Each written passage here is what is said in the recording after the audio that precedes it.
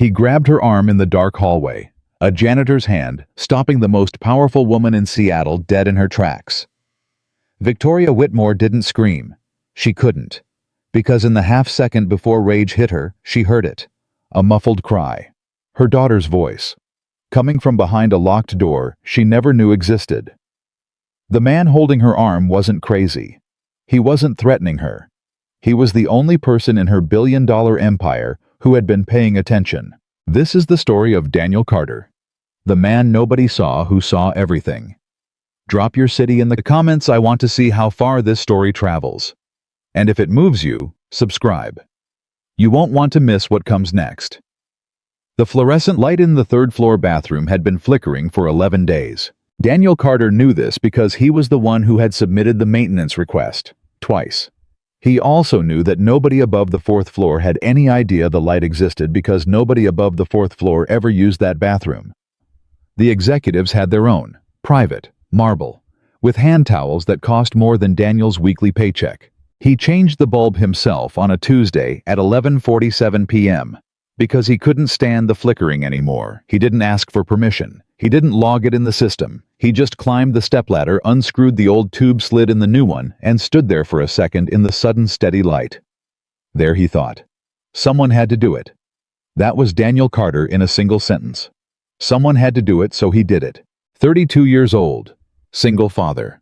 Night janitor at Whitmore Technologies, one of the most valuable private technology companies in the Pacific Northwest, headquartered in a glass tower on Fifth Avenue in downtown Seattle, that reflected the clouds so perfectly you sometimes couldn't tell where the building ended and the sky began. Beautiful building. Daniel had thought so the first time he saw it 3 years ago, when he'd shown up for his interview in the only suit he owned. His father's old Navy blazer that smelled faintly of cedar and decades, and stood on the sidewalk looking up and thought, I could work here. Not in the executive sense. Not in the way that young ambitious people look at buildings and imagine their names on the door. Daniel wasn't young and ambitious anymore. He was tired and responsible, which is a different thing entirely. He looked at that building and thought, I could keep it clean. I could make sure it runs right. I could do this. I got the job. 3 years later, he knew that building the way most men know their own homes better maybe. He knew which elevator stuck between floors 2 and 3 when it rained. He knew which smoke detector on the 6th floor triggered false alarms whenever someone microwaved fish. He knew that the northeast stairwell smelled like cigarette smoke every Thursday morning because someone somewhere was sneaking out there after midnight to break a habit they were pretending they'd already broken. I knew things. That was the point. That was the whole point of everything that was about to happen. Daniel's shift started at 10 p.m. and ended at 6 a.m., which meant he was always dropping his daughter Lily off at her grandmother's house in the evening dark and picking her up before school in the morning light. And the two of them existed in this strange, gentle overlap between night and day that most people never experienced. Lily was 7. She had her mother's eyes green and curious and slightly too serious for a child's face, and Daniel's stubbornness, which meant she argued with him about bedtime with the focused intensity of a trial lawyer.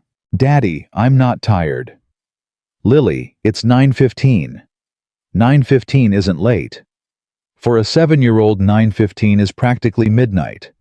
For a 7-year-old, she'd say, drawing herself up to her full height of 4 feet and 2 inches, 9:15 is the perfect time to read one more chapter. He always let her read one more chapter.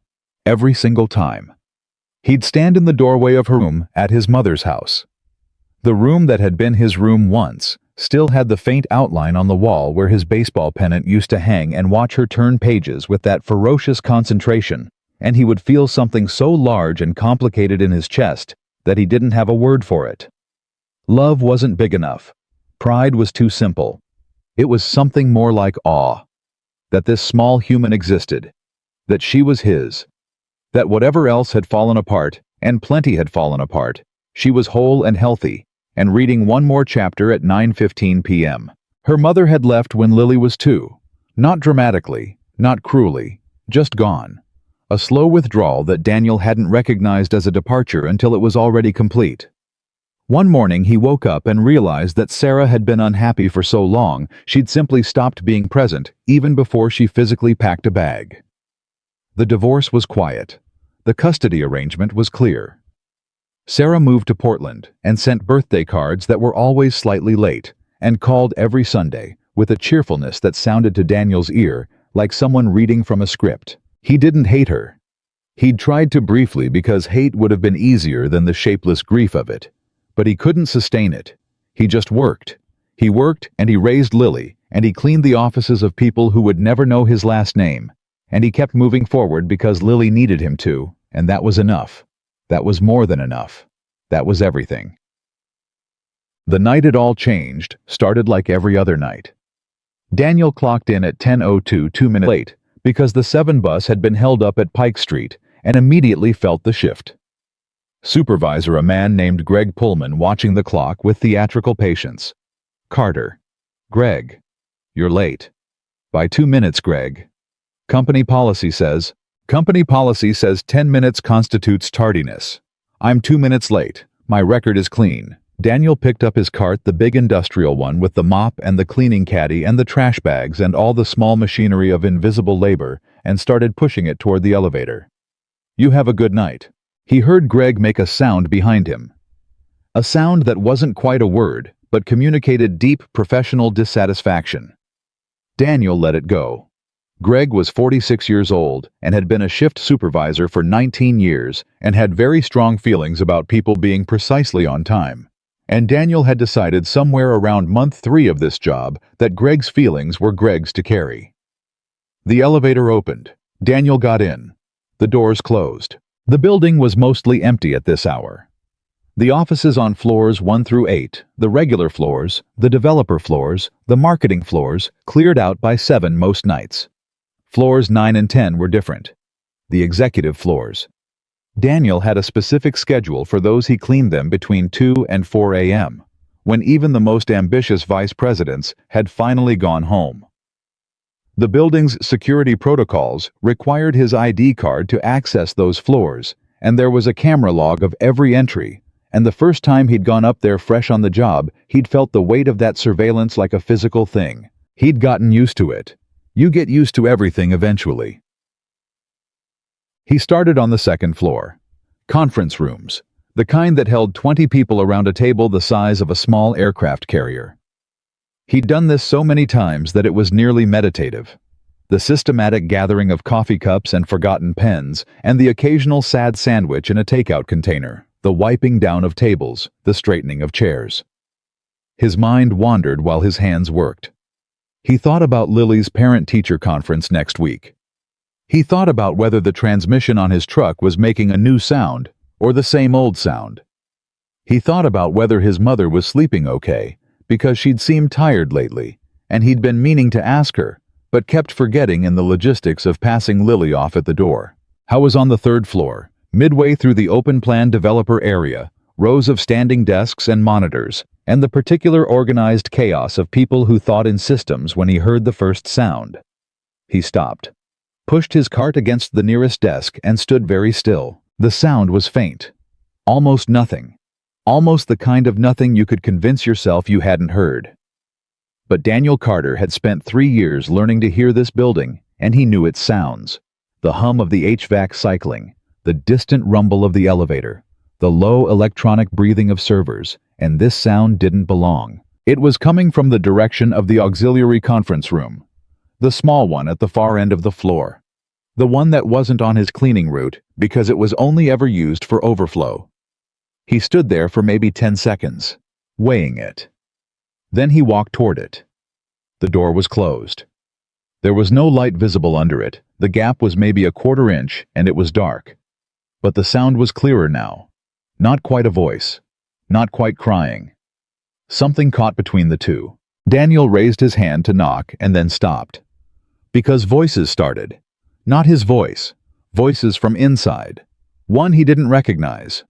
Low, careful with the polished cadence of someone accustomed to being listened to.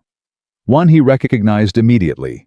Emma Whitmore, the CEO's daughter. He knew her face from the photographs Victoria Whitmore kept in her office. A woman who displayed very few personal items, but the photos of her daughter were always there, always perfectly positioned as if they were load-bearing walls holding up the executive persona. Emma was 16. In the photographs, she smiled in the slightly self-conscious way of teenagers who aren't sure they like having their picture taken but are willing to cooperate for their parents. In the photographs, she looked fine. The voice coming through that door did not sound fine. It sounded like someone trying to hold themselves together and failing. Daniel took one quiet step back, then another. He pressed himself against the wall beside the door in the dark, and he listened. He should clarify for anyone who might judge what he did next. He knew it was wrong to eavesdrop. He had been raised by a woman who believed with religious conviction that you minded your own business, that you didn't insert yourself into situations that weren't yours, that you kept your head down and did your job and let people handle their own problems. His mother had said this to him in one variation or another, approximately 10,000 times between his birth and his 18th birthday, and he had taken it deeply to heart. He stood there and listened anyway, because the voice on the other side of that door was 16 years old and frightened, and the voice responding to it was an adult male voice with a particular quality. He recognized a quality of control, of practiced reassurance, of someone who was very good at making frightened people feel like their fear was the problem. Daniel recognized that quality because he had heard it before. In a different context a long time ago, and he had not acted then, and it was one of the regrets that lived in the back of his chest like a small permanent stone. He was not going to not act again. He listened for 3 minutes. He heard enough. Then he quietly took his phone from his shirt pocket and opened the voice memo app, and he recorded the next 4 minutes of what came through that door. The man inside was named Richard Calloway. Daniel had seen him around the building for over a year. Executive Vice President of Strategic Development, a title that, as far as Daniel could tell, meant that Richard Calloway attended a great many important meetings and was very important at all of them. He was 51, silver-haired, with the kind of tailored appearance that communicated wealth without announcing it. He was always composed, always pleasant to the right people. He had never spoken directly to Daniel, not once in 14 months, which was not unusual. A lot of executives didn't, but there was something specific about the way Richard Calloway moved through the building that Daniel had noticed. Something that was very careful about being in certain places when certain people were around. Daniel noticed things. That was his gift or his curse depending on the day. He had noticed over many months that Emma Whitmore came to the building more than a teenager should. Victoria encouraged it, apparently wanted her to understand the company was grooming her in the most well-intentioned sense for something undefined and future. Emma had a visitor's badge. She had access to the common floors. She appeared several times a week in the late afternoon, usually sitting in the second-floor lobby area, with headphones in doing homework or whatever teenagers do when they're performing the act of doing homework. Daniel had nodded to her a few times. She'd nodded back. Once she'd asked him if the second-floor bathroom's hand dryer was broken. It was making a noise, she said, and he'd gone and checked it and tightened something inside it with a screwdriver and come back and told her it was fine now. She'd said thank you with a directness that surprised him, the way teenagers sometimes surprise you by being more straightforward than adults. He'd thought she seemed like a good kid. He'd also thought over time, watching her with the peripheral observation, he'd developed into something like an instinct that something was slowly draining out of her. That the girl who'd sat in the lobby in the early fall, still slightly tentatively social, still making occasional eye contact with the reception staff, was different from the girl he saw in December. Quieter. More guarded, choosing corners over open spaces. He'd filed it. The way you file things when you don't have authority to act on them. The way invisible people file things constantly because they see everything and can do nothing officially. Until tonight. He listened at that door for 7 minutes total. What he heard confirmed what he had feared. Not in a dramatic film trailer way. The reality of it was quieter and uglier than drama. Richard Calloway was talking to Emma Whitmore in the voice of someone who had convinced a teenager that their relationship, whatever it was, whatever he'd shaped it into, was both special and secret, and that the secrecy was necessary, and that Emma's discomfort was something she needed to work through, and that her mother wouldn't understand, and that Richard was the only person who truly saw her, truly understood what she was going through. I was saying these things calmly. Emma was not arguing. She was crying quietly, the kind of crying that's almost quieter than silence, and saying yes and okay. And I know in the voice of someone who has run out of a different answer. Daniel's hand was very tight around his phone. He forced himself to stand still, to breathe, to think. His first instinct, the instinct he'd had the moment he heard her voice, was to open that door, to walk in and stop it, to be the physical interruption. His brain caught up with his instincts and held them back. If he walked in now, what happened? Richard Calloway, 51 years old, executive vice president, man with a security badge that granted him access to 9 floors. Daniel couldn't reach, would look at a janitor standing in a doorway and say, "Can I help you?" And Emma, conditioned to protect the secret, might say nothing. Or worse, might say she was fine. And Daniel would have no standing, no evidence, no authority. He would be a janitor who had interrupted a private conversation. He might be fired before morning.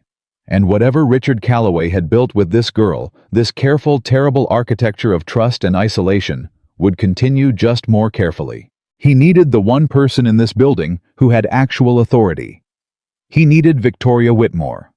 The problem with needing Victoria Whitmore was that Victoria Whitmore was not supposed to be in the building. He'd checked the executive access log. It was posted on the employee portal. A general awareness thing, not confidential, and the building had been cleared of executives since 8 p.m. Victoria Whitmore had a dinner event. Investor relations. It was on the public calendar. Daniel pushed his cart back toward the elevator, moving faster than his usual methodical pace, but trying to look the same. Unhurried.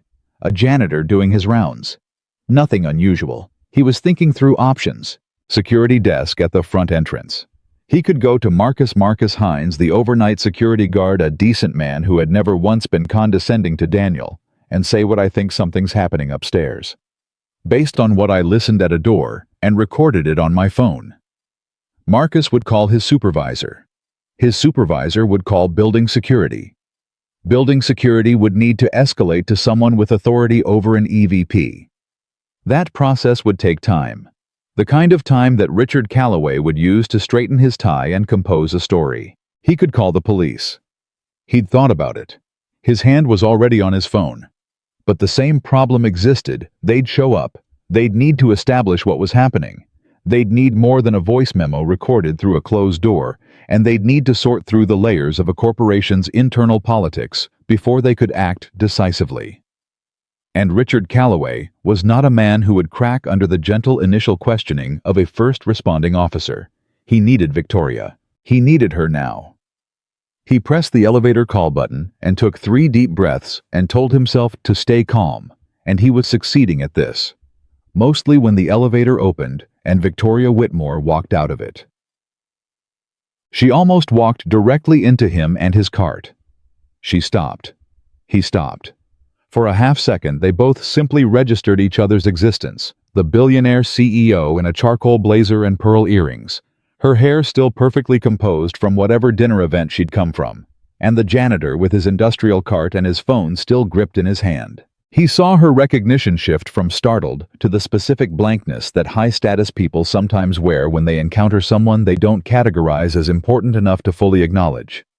Her eyes were moving past him already toward the floor she needed to reach. "Excuse me," she said, and her voice was already dismissing him. "Mrs. Whitmore." His voice was quiet, steady. "Don't move. Don't speak." She stopped, not because she was frightened of him.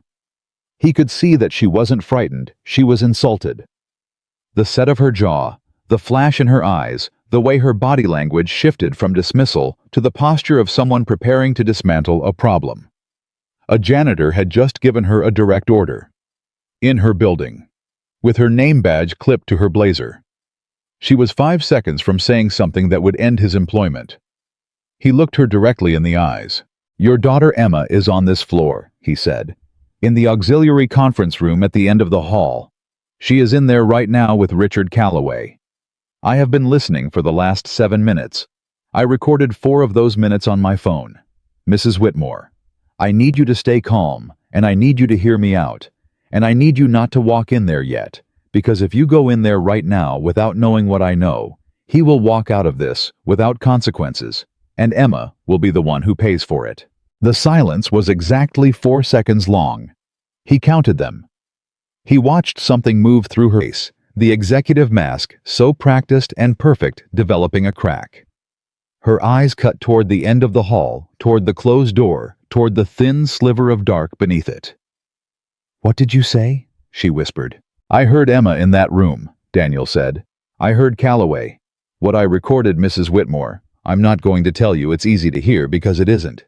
But you need to hear it, right now, before you do anything else." Victoria Whitmore looked at him. Not past him. Not through him. At him. Like she was seeing him for the first time in 3 years. "Show me," she said. They stood in the narrow alcove beside the copy room, 6 feet from the conference room door, and Daniel held his phone between them at low volume and let her listen.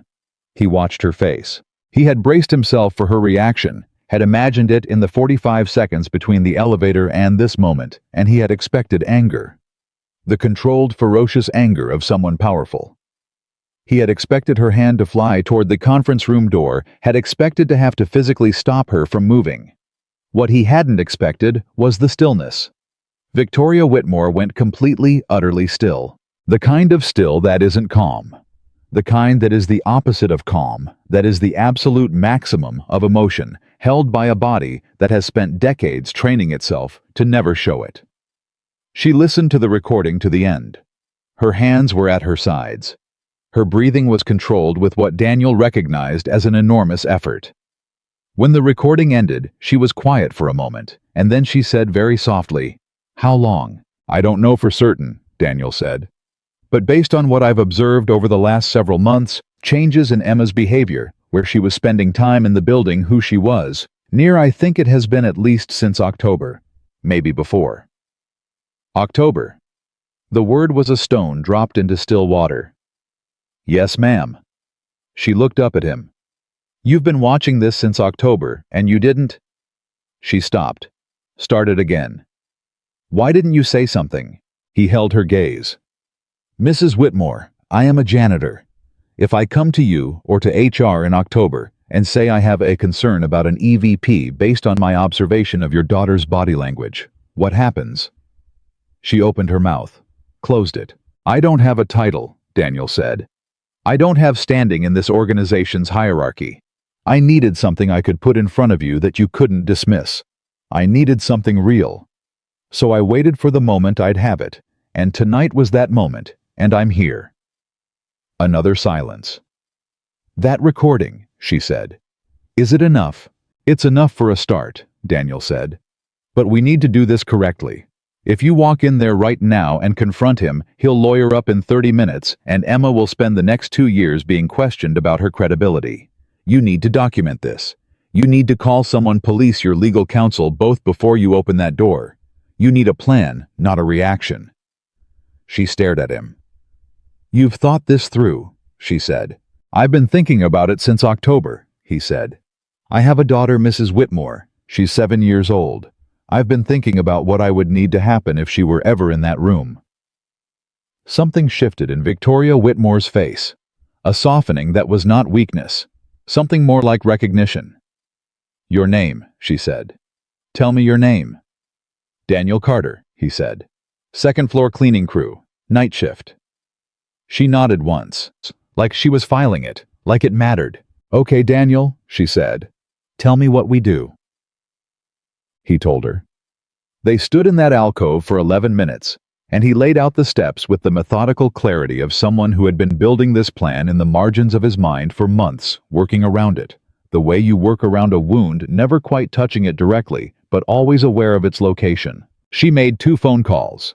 Her attorney, a woman named Patricia Green, who answered on the second ring, despite it being close to midnight, which told Daniel something about how Victoria Whitmore's world worked. And the Seattle Police Department's non-emergency line, where she was transferred twice before reaching someone with the right authority, and where she spoke in a low, precise voice that communicated exactly what was needed without embellishment. While she made the calls, Daniel stood at the end of the hall where he could see the conference room door. It was still closed. No movement. He was aware in a distant way that his heart was beating very fast. that his hands were not entirely steady, that some part of him, the part that had walked to that door alone in the dark, with nothing but a phone and a 7-year-old's face in his mind, was still frightened. Not for himself, for Emma. For the next 30 minutes and what they would cost her. Victoria came back to him and said, "Patricia is calling the police directly. 2 officers will be here in 12 minutes. She's also calling an advocate from the Family Services Division." "Good," Daniel said. "She said the recording—" Victoria stopped. "She said if Emma can corroborate what's on the recording, it's actionable." "Emma will corroborate it," Daniel said quietly. "She's frightened, and she's been told the wrong things by someone she trusted. That's not her fault. But she's a smart kid, Mrs. Whitmore. When she has the right support around her, she'll tell the truth." Victoria looked at him. "How do you know she's a smart kid?" "She asked me once about the hand dryer in the second-floor bathroom," he said. "She noticed something was wrong, and she didn't just ignore it. She found the right person to ask." A pause. "I didn't know that," Victoria said. "There's a lot that happens in this building that you don't know," Daniel said, and his voice was gentle, not accusatory. "That's not a judgment. It's a big building, and you run it from the top floors. I run it from the ground up." She was quiet for a moment. "The ground up sees more," she said. "Yes, ma'am," Daniel said. "It generally does." The police arrived at 12:19 a.m. Daniel stood back while the officers and the advocate went in. He stood back while Victoria followed them. He stood back while Richard Calloway's polished composure met the thing it had never been prepared for.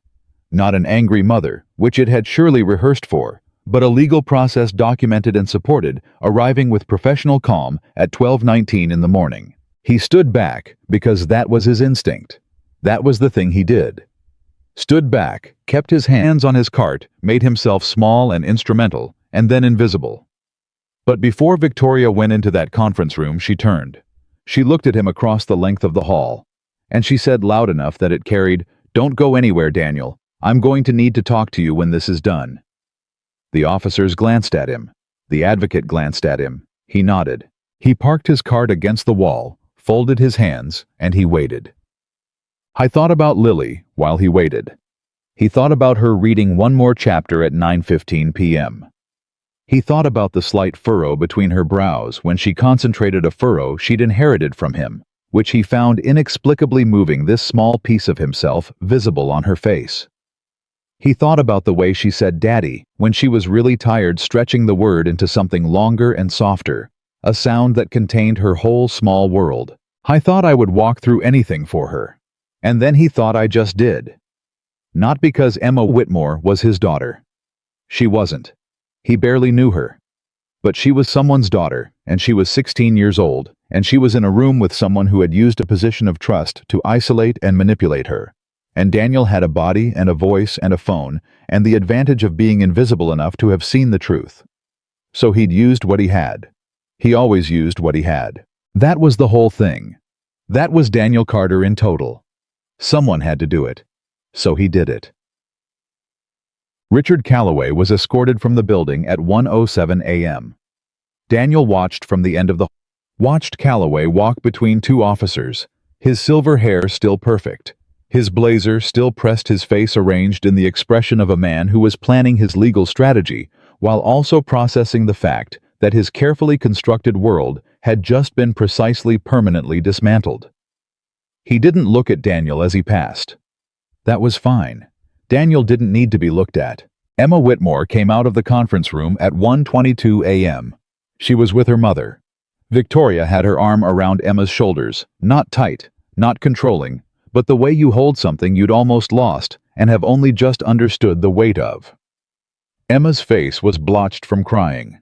She was wearing a hoodie that was too big for her, the sleeves pulled down over her hands, and she was looking at the floor. As they passed, Emma looked up. I didn't know what he expected. He wasn't sure what he wanted. He was a janitor who had eavesdropped and then stood in a hallway for 2 hours. He wasn't a hero. He was a man who had done what needed doing with the tools he had. Emma stopped. Her mother stopped with her. Emma looked at Daniel for a long moment, and her eyes were red and exhausted and young. God, so young. Daniel thought the kind of young that shouldn't have to know, yet what she now knew. And then she said, "You were the one who heard me." "Yes," Daniel said. She nodded, like that confirmed something important to her. Like being heard, actually genuinely heard, was a thing she'd been uncertain was possible. "Thank you," she said. He nodded back. "You go home," he said. "Be with your mom." Victoria stopped before they reached the elevator. She turned and looked at him, and the executive mask was gone, all the way. Gone. The composure and the precision and the careful competence of the woman who ran a billion-dollar enterprise, and what was underneath was something Daniel recognized. The face of a parent who'd almost failed at the thing that mattered most. "I don't know what to say to you," she said. "You don't have to say anything," Daniel said. "I do." She exhaled. "I walk past you every day, for 3 years. I don't—" She stopped, started again. "I want to do something. I want to—" "Mrs. Whitmore." His voice was kind. Not deferential, just kind. "Take your daughter home. That's all that matters tonight." She looked at him for a long moment. "Your daughter," she said. "How old?" "7, he said. She nodded. Something passed across her face that he understood completely, because he felt it too. The parallel, the mirror, the thing you feel when you realize someone else's love for their child saved yours. "I'll find a way to thank you properly," she said. "I promise you that." He shook his head slightly, not refusing, just deflecting. "Just take care of Emma." Victoria Whitmore nodded once, turned, led her daughter to the elevator. The doors closed. Daniel stood alone in the quiet hall.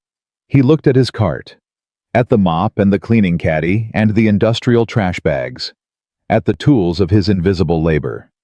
Then he straightened up, took a breath, and started pushing the cart toward the next room. He still had 4 floors to clean before 6 a.m. Someone had to do it. Daniel finished his shift at 6:04 a.m., 4 minutes late. For once, he didn't care about Greg Pullman's clock watching. He clocked out, walked to the employee locker room on the basement level, changed out of his uniform and sat on the bench for a long moment, with his jacket in his hands and his elbows on his knees and his eyes on the floor. The locker room was empty at this hour. The day crew didn't arrive until 7, and the silence had a particular quality, the kind that follows something enormous, the kind that feels slightly unreal. He had not slept. Obviously, he had not slept. He had cleaned 4 floors of a building, while a police investigation unfolded 1 floor above him, while an advocate from Family Services sat with a 16-year-old girl and helped her find words for things she'd been told she couldn't say. He had mopped and emptied and wiped and straightened and run through the mechanical choreography of his job with his body on autopilot and his mind somewhere entirely else. He kept hearing Emma's voice through that door. He kept seeing Victoria's face when the recording ended. He stood up, put his jacket on, and went to get his daughter, his mother. Ruth Carter was awake when he arrived. She was always awake, had been since his father died 12 years ago.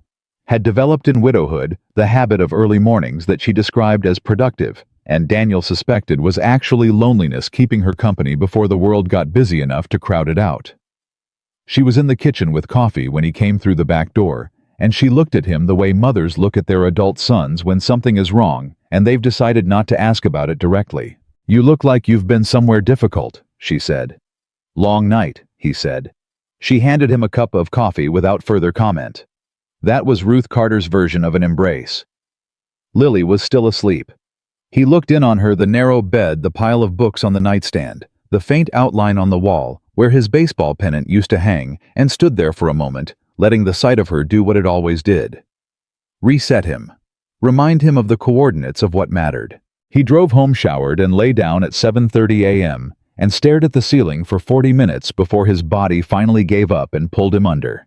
He slept until noon. The call came at 12:47 p.m. I didn't recognize the number. He almost didn't answer. He was still in that thick, disoriented state of someone who has slept hard in the middle of the day, and his first thought was telemarketer, and his second thought was that he should eat something, and his third thought arrived when he saw the area code local and answered. "Mr. Carter." A woman's voice, precise and professional. "This is Patricia Green. I'm Mrs. Whitmore's attorney. She asked me to reach out to you. She'd like to meet with you today if that's possible. At your convenience." Daniel sat up. "Today. I understand if the timing is difficult, given last night." A pause. "She wanted me to tell you, and I'm quoting directly, that what you did last night was not nothing, and she intends to make sure you know that." He was quiet for a moment. "Where?" he said. They met at 2 p.m. Not at the Whitmore Technologies Tower. Not in a boardroom or an executive suite. Victoria had chosen a diner 4 blocks from Daniel's apartment, which told him she had looked up his address, which should have felt intrusive, but somehow felt like the opposite, like she had made a deliberate effort to come to him rather than summon him to her. He arrived 2 minutes early. She was already there. No blazer today. Jeans, a gray sweater, no jewelry that he could see. She looked like someone who had not slept either, and who had decided to stop pretending that wasn't true. She was drinking black coffee and watching the door, and when he walked in, she stood up. She put her hand out. He shook it. They sat down. The waitress came, and Daniel ordered coffee and a sandwich because he still hadn't eaten, and Victoria ordered nothing. And then they were alone in the particular privacy of a busy diner where nobody paid any attention to you because everyone was absorbed in their own business. And Victoria Whitmore looked at him across the Formica table and said, "How's your daughter?" He blinked. "She's fine. She's at school. She doesn't know anything happened." "Good." Victoria wrapped both hands around her coffee cup. "Emma is at home. She's with my sister who flew in this morning. She's going to be okay. That's what the advocate told me. It's going to take time, and she needs support, and there's a process ahead of us, but she is going to be okay." "I'm glad," Daniel said, and he meant it simply without ceremony. "Callaway was held overnight," Victoria said. "Patricia says the recording combined with Emma's statement." Emma gave a statement, Daniel. "She talked for 2 hours, which apparently the advocate said was significant, that she was willing to talk. Patricia says there is enough to move forward. There are charges being filed this morning." He exhaled slowly. "Good," he said. "Good," she repeated. Like the word tasted different in her mouth. Like it was too small for what it was carrying. She looked down at her coffee, then back up at him. "I have to ask you something, and I want you to know that however you answer it doesn't affect anything. It doesn't change what happened last night, and it doesn't change what I'm going to do to make sure you're taken care of. But I have to ask." "Okay," he said. "Why didn't you go to security, or to HR, or to me months ago, when you first noticed something was wrong with Emma?" He had expected this question, had been turning it over since the moment he'd told Victoria in that building hallway, and she'd asked the same thing in different words, and he'd given her the pragmatic answer, the answer about standing in hierarchy and the need for real evidence. But sitting in this diner, with no urgency, pressing against him, with the clean daylight coming through the window, and a cup of coffee between his hands, he decided to give her the real answer. "Because I knew what would happen," he said. "I've seen it. Not here specifically, but I've seen it. A janitor walks into HR and says he's concerned about a teenager's behavior around a senior executive. The first thing that happens is someone starts wondering why the janitor is watching the teenager. The second thing that happens is the EVP gets a quiet heads up that someone's been asking questions. And the third thing that happens is the janitor gets his hours cut, or his route changed, or there's suddenly a performance issue on his record that didn't exist before." He paused. "I have a daughter to feed, Mrs. Whitmore. I couldn't afford to be wrong without proof." Victoria was very still. "You were protecting yourself," she said. "Not accusatory, just understanding it." "I was protecting my ability to still be there when the right moment came," he said. "Those are different things." She looked at him for a long time. "They're both true," she said finally. "Aren't they?" "Yes," he said. "They're both true." The waitress brought his sandwich. He ate half of it before either of them spoke again. It was Victoria who broke the silence. "I want to tell you something," she said. "And I need you to just let me say it without deflecting." "Okay, I have walked past you for 3 years, she said. I have walked past you in hallways and elevators, and I have not seen you. And I don't mean that as a figure of speech. I mean, I have genuinely specifically not registered your existence as a person. You were part of the building to me, like the elevator or the ventilation system, something that functioned and that I took for granted. He was quiet. That man, she said, and she didn't say Calloway's name. He noticed she never said his name, as if saying it gave it something she refused to give. That man sat in meetings with me for 4 years. He had dinner with my family. He gave Emma a birthday gift last year, a bracelet, and I thought what a thoughtful gesture. He attended my husband's memorial service. He sent flowers. Her voice didn't break. It stayed level, but it was the level of something held at the edge. And you noticed something was wrong with my daughter before I did. A man who cleans the floors noticed what I missed. You weren't missing it on purpose, Daniel said. I know, she said. That almost makes it worse. He thought about that. He thought it was probably true. You were running a company, he said. You were doing what you thought would protect her. Building something stable, something that would last. You weren't absent because you didn't care. You were absent because you cared in the only way you knew how. She stared at him. That's very generous, she said. It's just true, he said. You sound like a therapist, she said. There was the faint, exhausted ghost of something like humor in it. I sound like a dad, he said. That landed somewhere in her. He could see it. The way certain true things land not loudly, but deep. She put her coffee cup down. She said, I want to do something for you. And I don't mean a gift card or a bonus check, although you'll be getting those too, and don't argue with me about that. I mean something real. I've been talking to Patricia this morning, and to my head of HR, and we have an idea, but I want to run it by you first. I want to know what you think. What's the idea? He said. She told him. He listened. And while he listened, something shifted in his chest. Not the comfortable, familiar weight of invisibility, but something lighter, something he hadn't felt in so long that it took him a minute to recognize it. Someone was asking him what he thought. Not what he could do, not what service he could provide.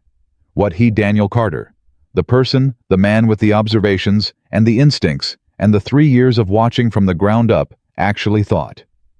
He took a breath. Let me think about it, he said. She nodded. Take whatever time you need. I'll need to talk to my mother, he said. And I'll need to think about Lily. Of course, she said. They sat for another 20 minutes, drinking coffee, and the conversation moved gradually, carefully into other territory. She asked about Lily, and he told her the story about one more chapter at 9:15 p.m., and she laughed a real laugh, the first one he'd heard from her, that didn't carry the weight of the last 12 hours. He asked about Emma, and Victoria said she was sleeping when she left the house, her sister sitting in the hallway outside Emma's room, and it was the first time Emma had slept with the door open instead of locked in weeks, and she said that as if it was the most significant thing she'd said all morning, which Daniel thought it probably was. He paid for his own sandwich over her protests. She let him. When they stood to leave, she said, "Can I ask you one more thing?" "Sure," he said. "Last night in that hallway, when I was about to walk away and you stopped me." She paused. "Were you scared?" He thought about it honestly. "Yes," he said. "Mostly I was scared you wouldn't listen. But you did it anyway." "My daughter's 7, he said. "She believes I can do anything. I can't let her be wrong about that." Victoria Whitmore stood there with her coat half on and looked at him, and this time what was on her face was not executive composure or professional gratitude, or even the complicated grief of a mother who had almost lost something. It was simpler than any of that. It was respect, the plain, uncomplicated human kind. She nodded once.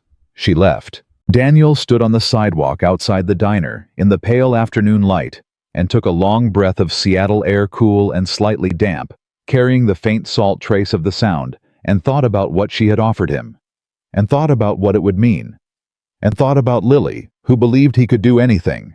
He took out his phone and called his mother. "Mom," he said when she answered. "I need to talk to you about something. Something happened last night. Something big. A pause. Then Ruth Carter, in the voice of a woman who had been waiting quietly and patiently for this call since 7:30 that morning, said, "I know, come over for dinner. Bring Lily. And Daniel, whatever it is, you did the right thing." He stood there on the sidewalk. "How do you know?" he said. "Because you're calling me," she said.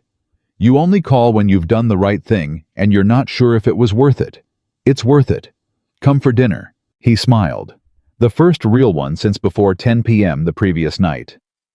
"Yes, ma'am," he said. He put his phone in his pocket and walked to his truck and drove toward his mother's house, and the afternoon light came through the windshield in long, flat planes, and his city moved around him, the traffic and the crosswalks and the coffee shops and the particular density of a place where a lot of people were living a lot of lives within close proximity, and he drove through it like a man who had just done the most terrifying thing he could imagine and was still somehow intact. 3 days passed, then a week.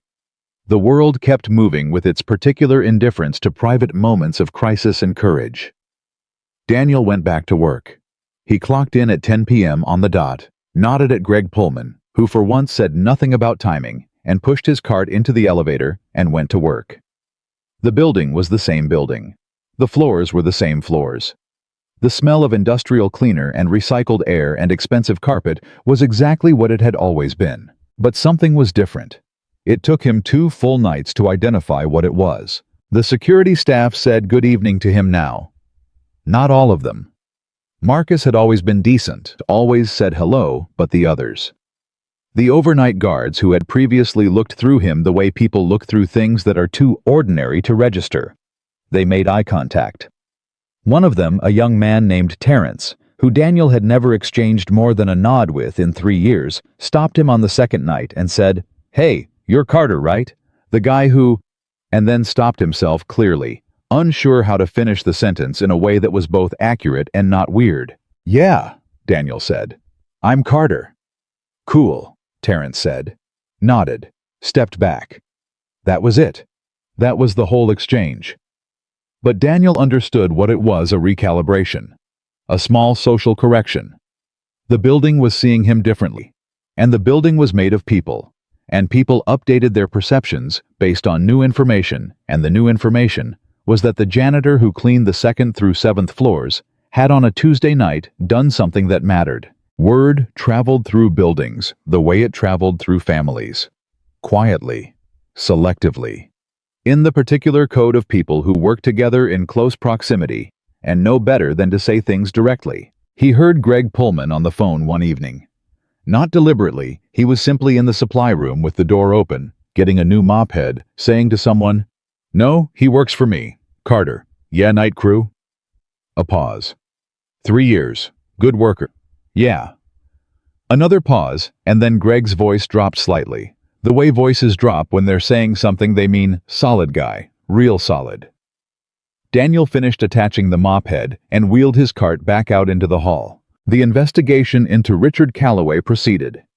He knew this not because anyone was obligated to tell him, but because Patricia Green called twice in the first week with updates, which told him Victoria had specifically asked her attorney to keep him informed, which was not a thing that happened in ordinary circumstances. Which meant these were not ordinary circumstances. The first call, additional evidence had been located on Calloway's work devices.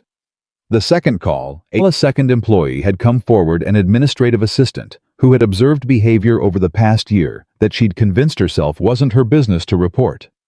She had reported it now. Her name wasn't shared. But Patricia said her statement was significant, and that the case was no longer built on a single recording and a single teenager's account. It was built on a pattern. Richard Calloway had been constructing a pattern for years inside a company that had been too structured, too hierarchical, too focused on the top to see what was happening at the edges. Daniel had seen it from the edges, because that's where he lived. The second week brought something he hadn't anticipated. I was on the 6th floor at 2:30 a.m., finishing the executive area when the elevator opened and Victoria Whitmore walked out. Not in crisis this time. Not in charcoal blazer and pearls. She was in a sweater and slacks, and she was carrying 2 cups of coffee, and she walked toward him with the directness of someone who had decided something and was not going to overthink it. She held out one of the cups. He looked at it. "I'm working," he said. "You can work and drink coffee at the same time," she said. "I have reason to believe you're capable of multitasking." He took the cup. She stood there, which he understood as an invitation to continue working, so he did, and she stood nearby, not hovering, not directing, just present while he finished the section he was in. They didn't talk much. She asked a few questions about the building, small ones, practical ones. The kind of questions that said she was genuinely curious about the mechanics of this place she'd inhabited for years without fully understanding. He answered them. When he moved to the next room, she walked with him. "How's Emma?" he asked. "Better," Victoria said. "And worse, both at the same time, which I've been told is exactly what progress looks like." "That sounds right," he said. "She's been asking about you," Victoria said. He stopped. "About me. She wants to know who you are." I told her a little. She said... Victoria paused. "She said that she remembers you from the lobby, that you fixed the hand dryer once." He went back to cleaning. "She remembered that," he said. "She said you were one of the only people in the building who ever looked at her like she was actually there," Victoria said, quietly. "Like a person. Not the CEO's daughter. Just a person." He didn't say anything, because there wasn't anything to say that wasn't going to embarrass him or diminish the thing she was saying. "I've been thinking about what that means," Victoria continued. "About who sees people and who doesn't. About what we train ourselves to overlook." She took a sip of her coffee. "We have a culture problem in this company, Daniel. Not just the Callaway situation. The Callaway situation was a symptom. The culture was the disease. People in this building were trained to look upward. Always upward. Who's the most important person in the room? What do they need? How do you get close to them? And in looking upward, everyone stopped looking at each other." He pulled a trash liner from a receptacle and knotted it. "That's most companies," he said. "I know," she said. "I built one of them." "You built it from nothing," he said. "You were trying to survive. You built what you knew." "What I knew was to look up," she said. "And I taught everyone else to do the same." She was quiet for a moment. "Emma was right there, right here in this building, sitting in the lobby. And nobody saw her except you." "I had time to see," he said. "That's the thing. I had time." "Because your job doesn't require you to look up," she said. "My job requires me to look at everything," he said. "Everywhere. Systematically. You can't clean a room you haven't really looked at. You miss things, and missed things turn into bigger problems." He paused. "It's actually not that different from running a company." She looked at him with an expression he was starting to recognize, the one that meant something. He'd said had hit something she hadn't expected to be there. "You've had a lot of time to think about this," she said. 3 years of night shifts," he said. "Gives you perspective." She laughed again, the same real laugh from the diner. He was beginning to think it was a fairly rare sound in her life, that laugh, and that she deserved more occasions for it. They finished the floor in something that was almost comfortable. An almost comfortable silence, with occasional words dropped into it, the way you share space with someone when the emergency is over, and what's left is just two people trying to figure out what comes next. When he was done, when he was loading his cart back onto the elevator, she said, "Have you thought about what I offered you?" He pressed the elevator button. "Yes," he said. "And..." The elevator opened. He looked at her. "I want to take it," he said. "But I want to do it right. Not as a thank you, not as a gesture. I want it to mean something. I want it to actually help people. Otherwise, what's the point?" She nodded slowly. "I was hoping you'd say something like that." "I have conditions," he said. "Of course you do," she said, not sarcastically, with genuine satisfaction. "I'll tell you them when I've written them down," he said. "I want to be precise." "Daniel," she said. "I'll give you as many conditions as you need." He got into the elevator. "Good night, Mrs. Whitmore," he said. "Victoria," she said. "At this point, I think you can call me Victoria." He thought about that for a moment. "Good night, Victoria," he said. The elevator closed. He rode down to the 3rd floor and went back to work. I was not the same man who had ridden this elevator 6 months ago. He wasn't certain yet what the difference was not in the way you can name a thing with precision, but he felt it. Like a shift in the way he held himself. Like a room in his chest that had been kept shut and had quietly, without announcement, opened its door and let in some light. He still had 3 floors to clean. He cleaned them. But he was thinking, while he cleaned, about what he was going to write down. About the condition he would bring to Victoria Whitmore. About what it would mean to take the thing she was offering and make it real. He was thinking about Emma, who had given a 2-hour statement because someone had finally heard her. I was thinking about the administrative assistant, who had spent a year telling herself it wasn't her business, which was a thing people told themselves because they believed it, because they'd been taught it, because the structures around them made them small. He was thinking about all the people inside buildings like this one, like every building in every city, who were invisible. Not because they were unimportant, but because nobody had designed a system to see them. He pushed his cart down the 4th floor hallway. His footsteps were quiet on the carpet. His hands were steady. He knew what he was going to write down. And for the first time in a long time, maybe since before Lily was born, since before Sarah left, since before the navy blazer that smelled of cedar and decades and a father he still missed, Daniel Carter felt like a man who was walking toward something instead of simply through it. I was almost at the end of the hallway when his phone buzzed. He looked at it. A text from a number he now had saved in his contacts. Victoria. 3 words. Tell me tomorrow. He looked at the message for a moment. Typed back 2 words. I will. Put his phone in his pocket. Finished the floor. Went home in the early morning light. And for the first time in 3 years, he wasn't walking away from the building at the end of his shift. He was carrying it with him. He wrote the conditions on a Tuesday morning at the kitchen table, while Lily ate cereal across from him and asked questions. He only half answered because his mind was somewhere between this apartment and a conversation that hadn't happened yet. Daddy. Yeah, Bug. You wrote that same word 3 times. He looked down at the legal pad. She was right. The word accountability appeared 3 times in a row, each one slightly more emphatic than the last.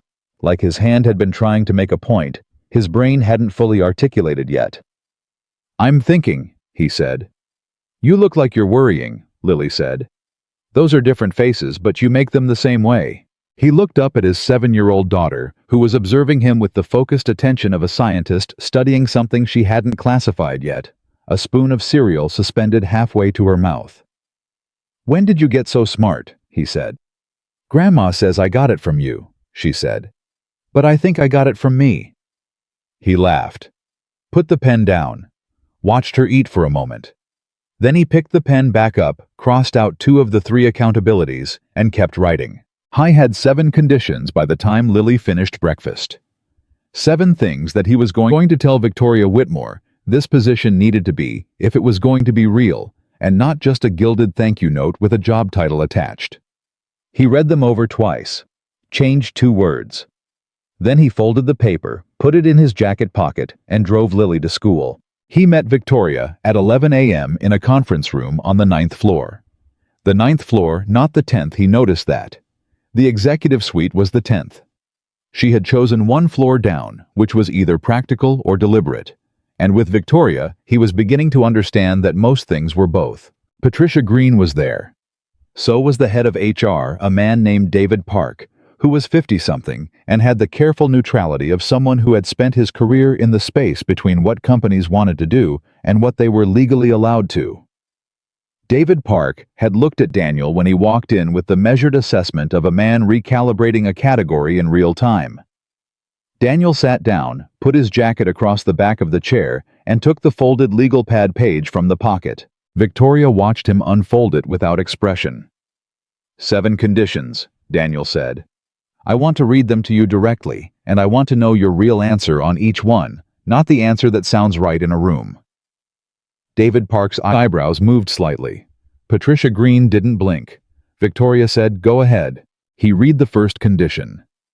The position had to have actual authority, not advisory authority, not the kind of authority that meant he could raise concerns and have them noted in a file, but the authority to stop something to escalate directly to the CEO level without routing through 3 layers of management that could slow walk it or kill it quietly.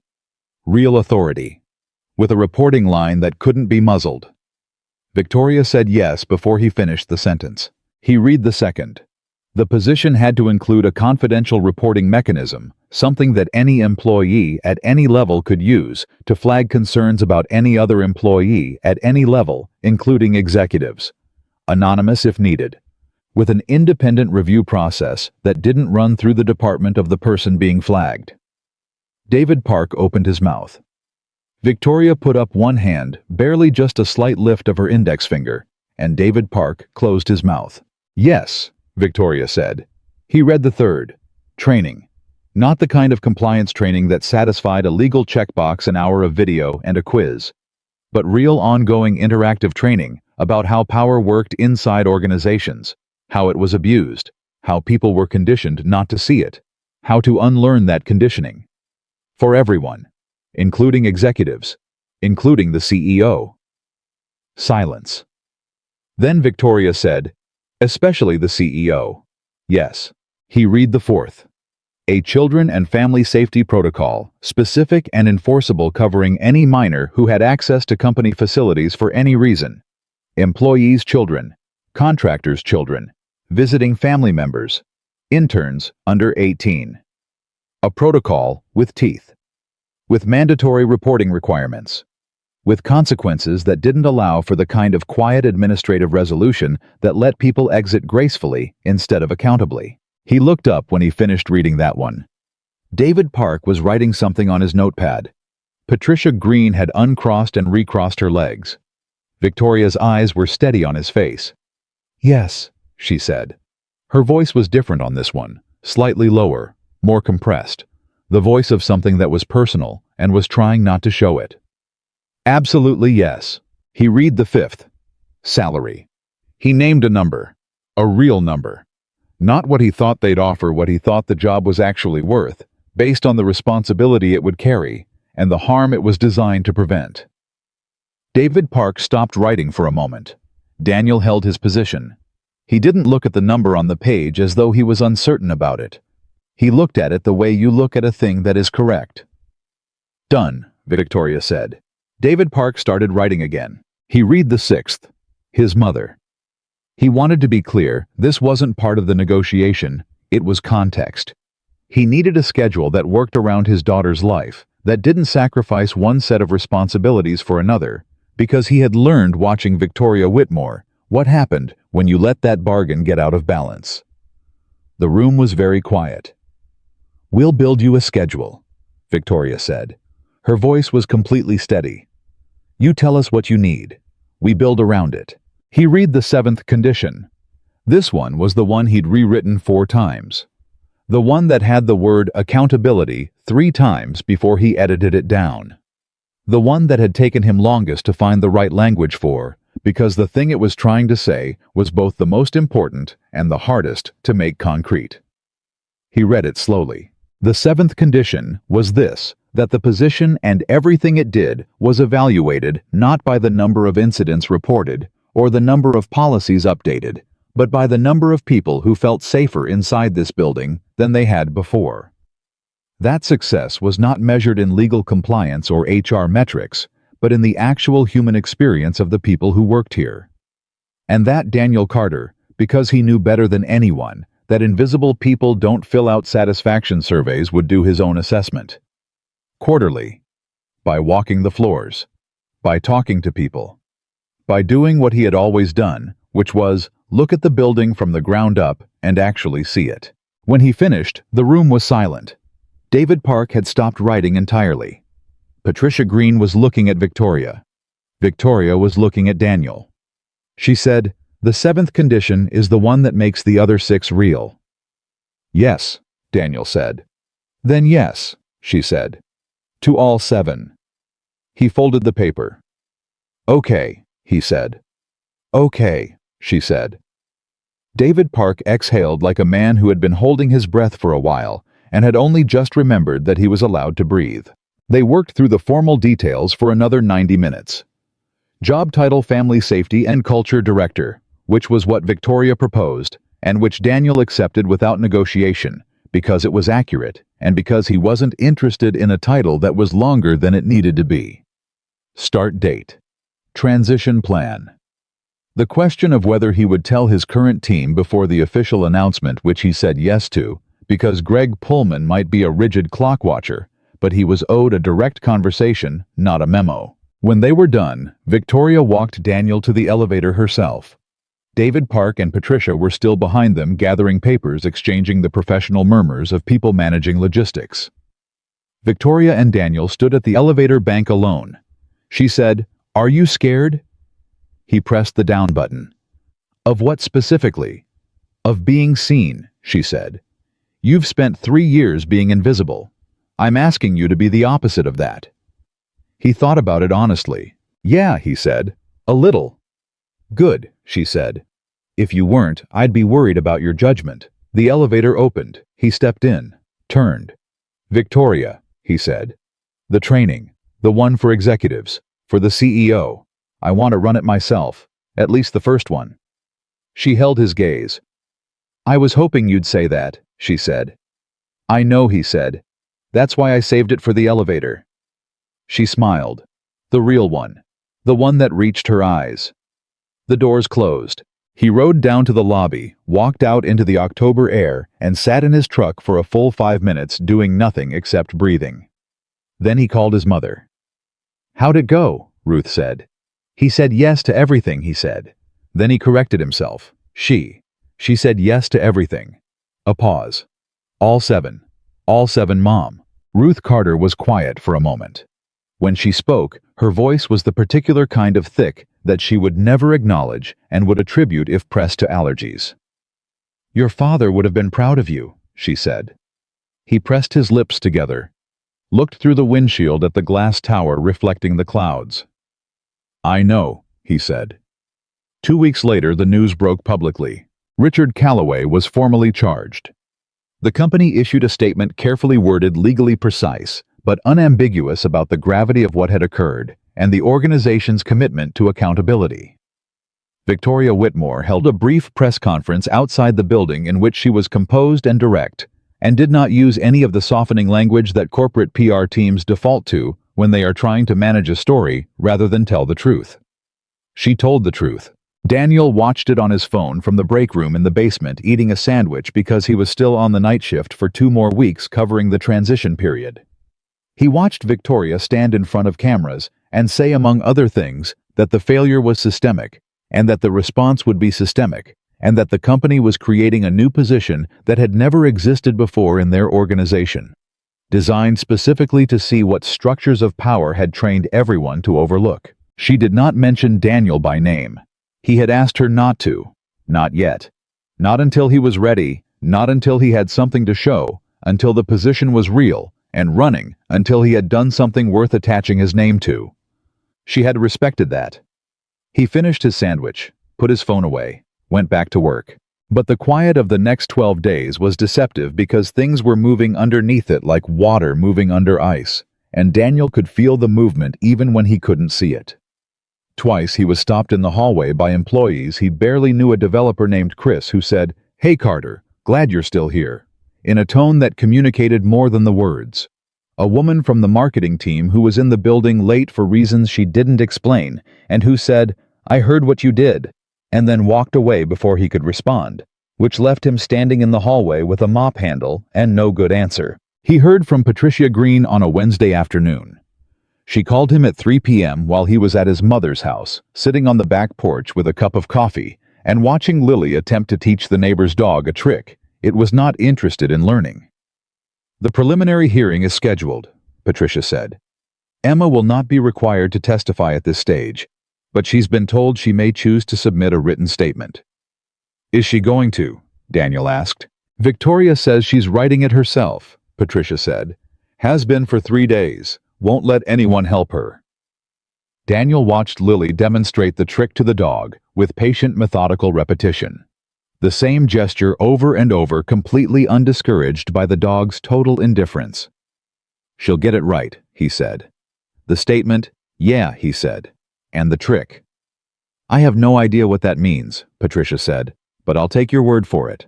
The charges against Calloway were significant. Patricia walked him through them with the particular clinical clarity of a lawyer who had learned to deliver difficult information without either minimizing it or dramatizing it. Manipulation of a minor. Abuse of a position of trust. The recording. Emma's statement, the second employee's testimony, and 3 additional pieces of evidence recovered from Calloway's devices. 3, not 1, not 2, had built a case that Calloway's legal team was apparently struggling to answer. He's going to try to settle, Patricia said. Will it work? Daniel asked. Not for Emma, Patricia said. Victoria is not interested in a settlement that doesn't include a full public record. She was very clear about that. He exhaled. Good, he said. She told me to tell you that, Patricia said. Specifically, she said to tell you that she understood why it mattered and that she wasn't going to take the easy path. Daniel was quiet for a moment. She's different, he said half to himself. Beg your pardon. Nothing, he said. Thank you, Patricia. He hung up. Lily had abandoned the trick and was now simply running in circles with the dog, which the dog was very enthusiastic about. Same energy completely redirected. He watched her laugh, that full, unguarded laugh that children have before they learn to hold things back, and felt the familiar weight in his chest, the one that wasn't quite love, and wasn't quite awe, and wasn't quite grief for how fast it was all moving. His phone buzzed. A text from a number he now had next to his mother's in his contacts. Victoria. Patricia called you. I know. I wanted to say it myself too. We're not settling. No easy exit for him. He typed back, I know. She told me. A pause. Then, how's your evening? He looked at Lily, still running circles. Watching my daughter teach a dog that isn't learning. Another pause. Then Emma asked if she could meet you. When she's ready. I said I'd ask. He read that message 3 times. Then he typed, tell her whenever she's ready, I'll be there. He put his phone in his pocket. The dog had finally stopped running and was lying flat on the grass in the complete collapse of a creature that had given its full effort and had no remaining resources. Lily stood over it with her hands on her hips looking down, and then she looked up and found her father's face with the accuracy of children who know exactly where their anchor is. Daddy, she called across the yard. I think he's tired. I think you tired him out, Daniel called back. She considered this assessment. Then she grinned, satisfied. He started his last 2 weeks of night shifts. The transition was not quiet. He had expected quiet, expected to slip between roles the way he had always operated, without ceremony, without attention. Instead, things kept inserting themselves. The HR team needed him for 3 hours on a Wednesday afternoon to work through the specifics of the reporting mechanism, and they kept deferring to him in the way people defer to someone who knows something they don't, which was disorienting. In a way he couldn't fully describe the experience of being consulted, genuinely consulted by people who were used to being the ones with the answers. He got a call he didn't expect on a Friday morning. An unfamiliar number, area code 206. He almost didn't answer. He answered. Mr. Carter, a man's voice, slightly nervous under the professional veneer. My name is Paul Hendricks. I'm a reporter with the Seattle Times. I'm doing a piece on the Calloway case and the cultural changes happening at Whitmore Technologies, and I was hoping. No, Daniel said. I just wanted to ask a few. I appreciate the call, Daniel said, and I understand why you're making it. But no, not now. Maybe not ever. You can reach out to the company's communications team. A pause. Can I ask why? Because the story isn't mine, Daniel said. It's Emma's story. It belongs to her, not to me. And she'll tell it when she's ready and how she wants to, and it'll be better when she does. A longer pause. Okay, the reporter said. That's a really good answer. Thank you, Daniel said. Good luck with your piece. He hung up. His hands were steady. He surprised himself with how certain it felt saying no. 3 weeks ago, he had been a man who submitted maintenance requests twice and changed bulbs himself because nobody listened. Now reporters were calling, and his instinct was not to grab for the platform, but to redirect attention back where it belonged. He sat with that for a minute. He was still the same person. I was just operating in larger rooms now. On his last night of the official night shift, he finished his rounds at 5:50 a.m., 10 minutes early, which was also unusual because Daniel's efficiency was always precisely calibrated to the end of the shift rather than ahead of it. He loaded his cart one final time, returned it to the supply room in the basement, cleaned and organized with the thoroughness of someone who took genuine pride in leaving things better than they found them. Howe was pulling off his uniform jacket when Greg Pullman appeared in the doorway.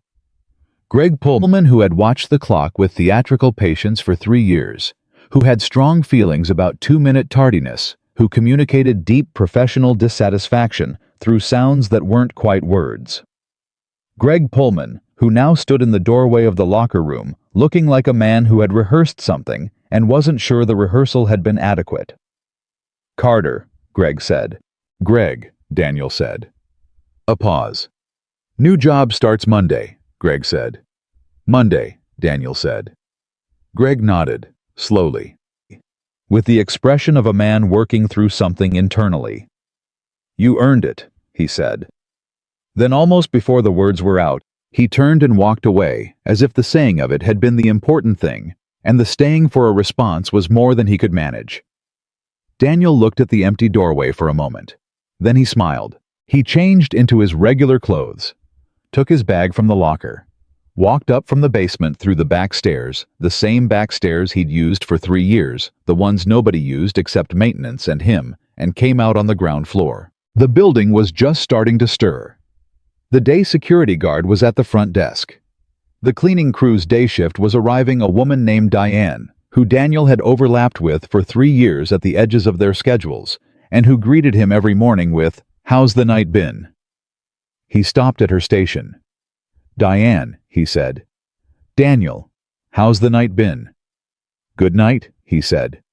"Long one, but good." "You're leaving early," she said. "Last one," he said. "Starting upstairs Monday." She stopped what she was doing and looked at him. Really looked at him. "Upstairs," she said, meaning the executive floors, meaning the change of address that represented something she could see but couldn't quite name. "Still the same building," he said. "I'll still say good morning." She nodded.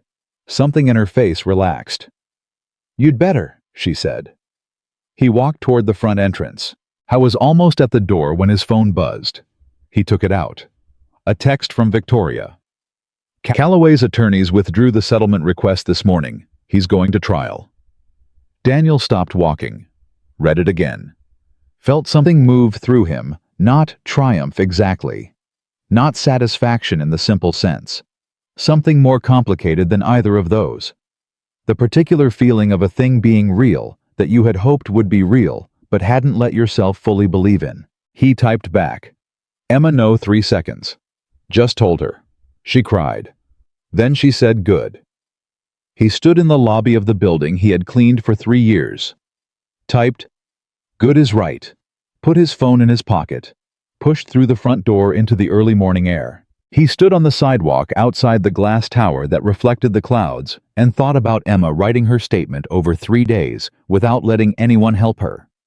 He thought about an administrative assistant who had spent a year telling herself something wasn't her business and then finally decided it was. He thought about the second condition he had written on his legal pad, the anonymous reporting mechanism, and how many people were probably holding things right now that they didn't know they were allowed to put down. He thought about his father's navy blazer still in the closet at his mother's house. Cedar and decades. He thought I could work here. Not in the way of a young ambitious person looking up at a building and seeing their name on the door. In the way of a man who understood, now really understood, that the most important work in any place was not done at the top. It was done in the spaces between. In the hallways at midnight. In the lobbies at 4 p.m. In the break rooms, and the stairwells, and the second-floor bathrooms, where a hand dryer made a noise and a 16-year-old girl noticed and found the right person to ask. In all these places nobody thought to look. By all the people nobody thought to see. He started walking toward his truck. His phone buzzed one more time. He looked at it without stopping. Lily, who was at her grandmother's house, and had apparently woken up early and found his mother's phone. 3 words spelled with the focused precision of a 7-year-old who took communication seriously.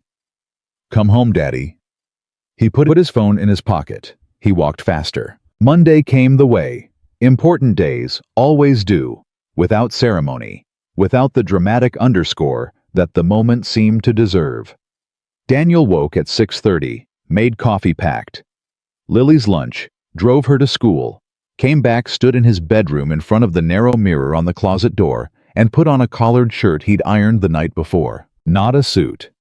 He didn't own one that fit anymore, and he hadn't gone out to buy one because he had decided, sitting at his kitchen table at 11 p.m. on Sunday with the iron in his hand, that showing up in borrowed clothing was not how he wanted to start this. He would show up as himself. Collared shirt, dark slacks. The same boots he'd worn for 3 years cleaning floors, resoled twice, still solid. He looked at himself in the mirror. "Okay," he said to his own reflection. His reflection did not look entirely convinced. He drove to the building, parked in the employee garage. For the first time, he had always taken the bus before. But the parking pass was part of the new arrangement, and he had decided to accept it without guilt, and walked through the front entrance at 8:57 a.m. The day security guard at the front desk was not Diane, who worked the very early shift. It was a man named Robert, who had been polite to Daniel in a general way over the years, but had never had cause to pay him particular attention. Robert looked up when Daniel walked in, and then he looked again. The second look that happens when something doesn't fit the expected category.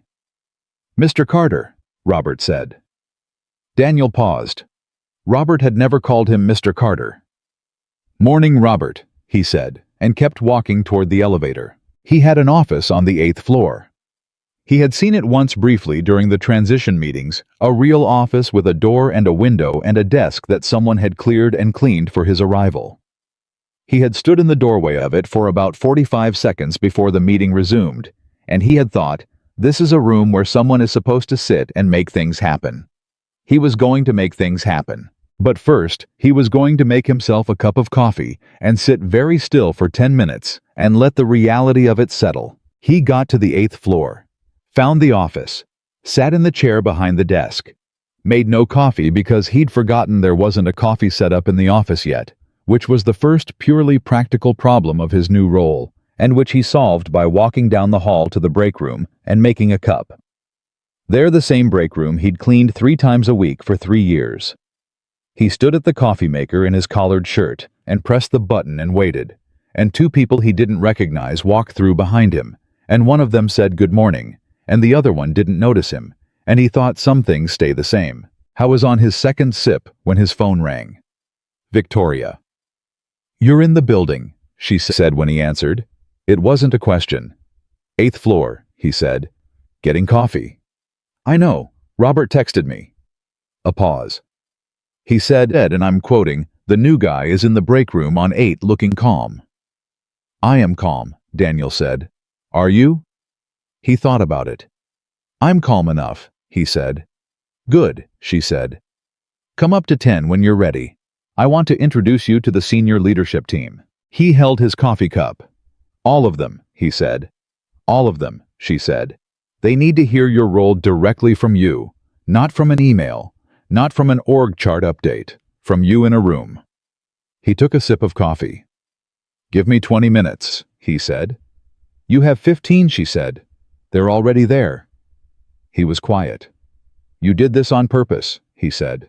"I did this because a man who waited months to act until exactly the right moment doesn't need 20 minutes to get ready," she said.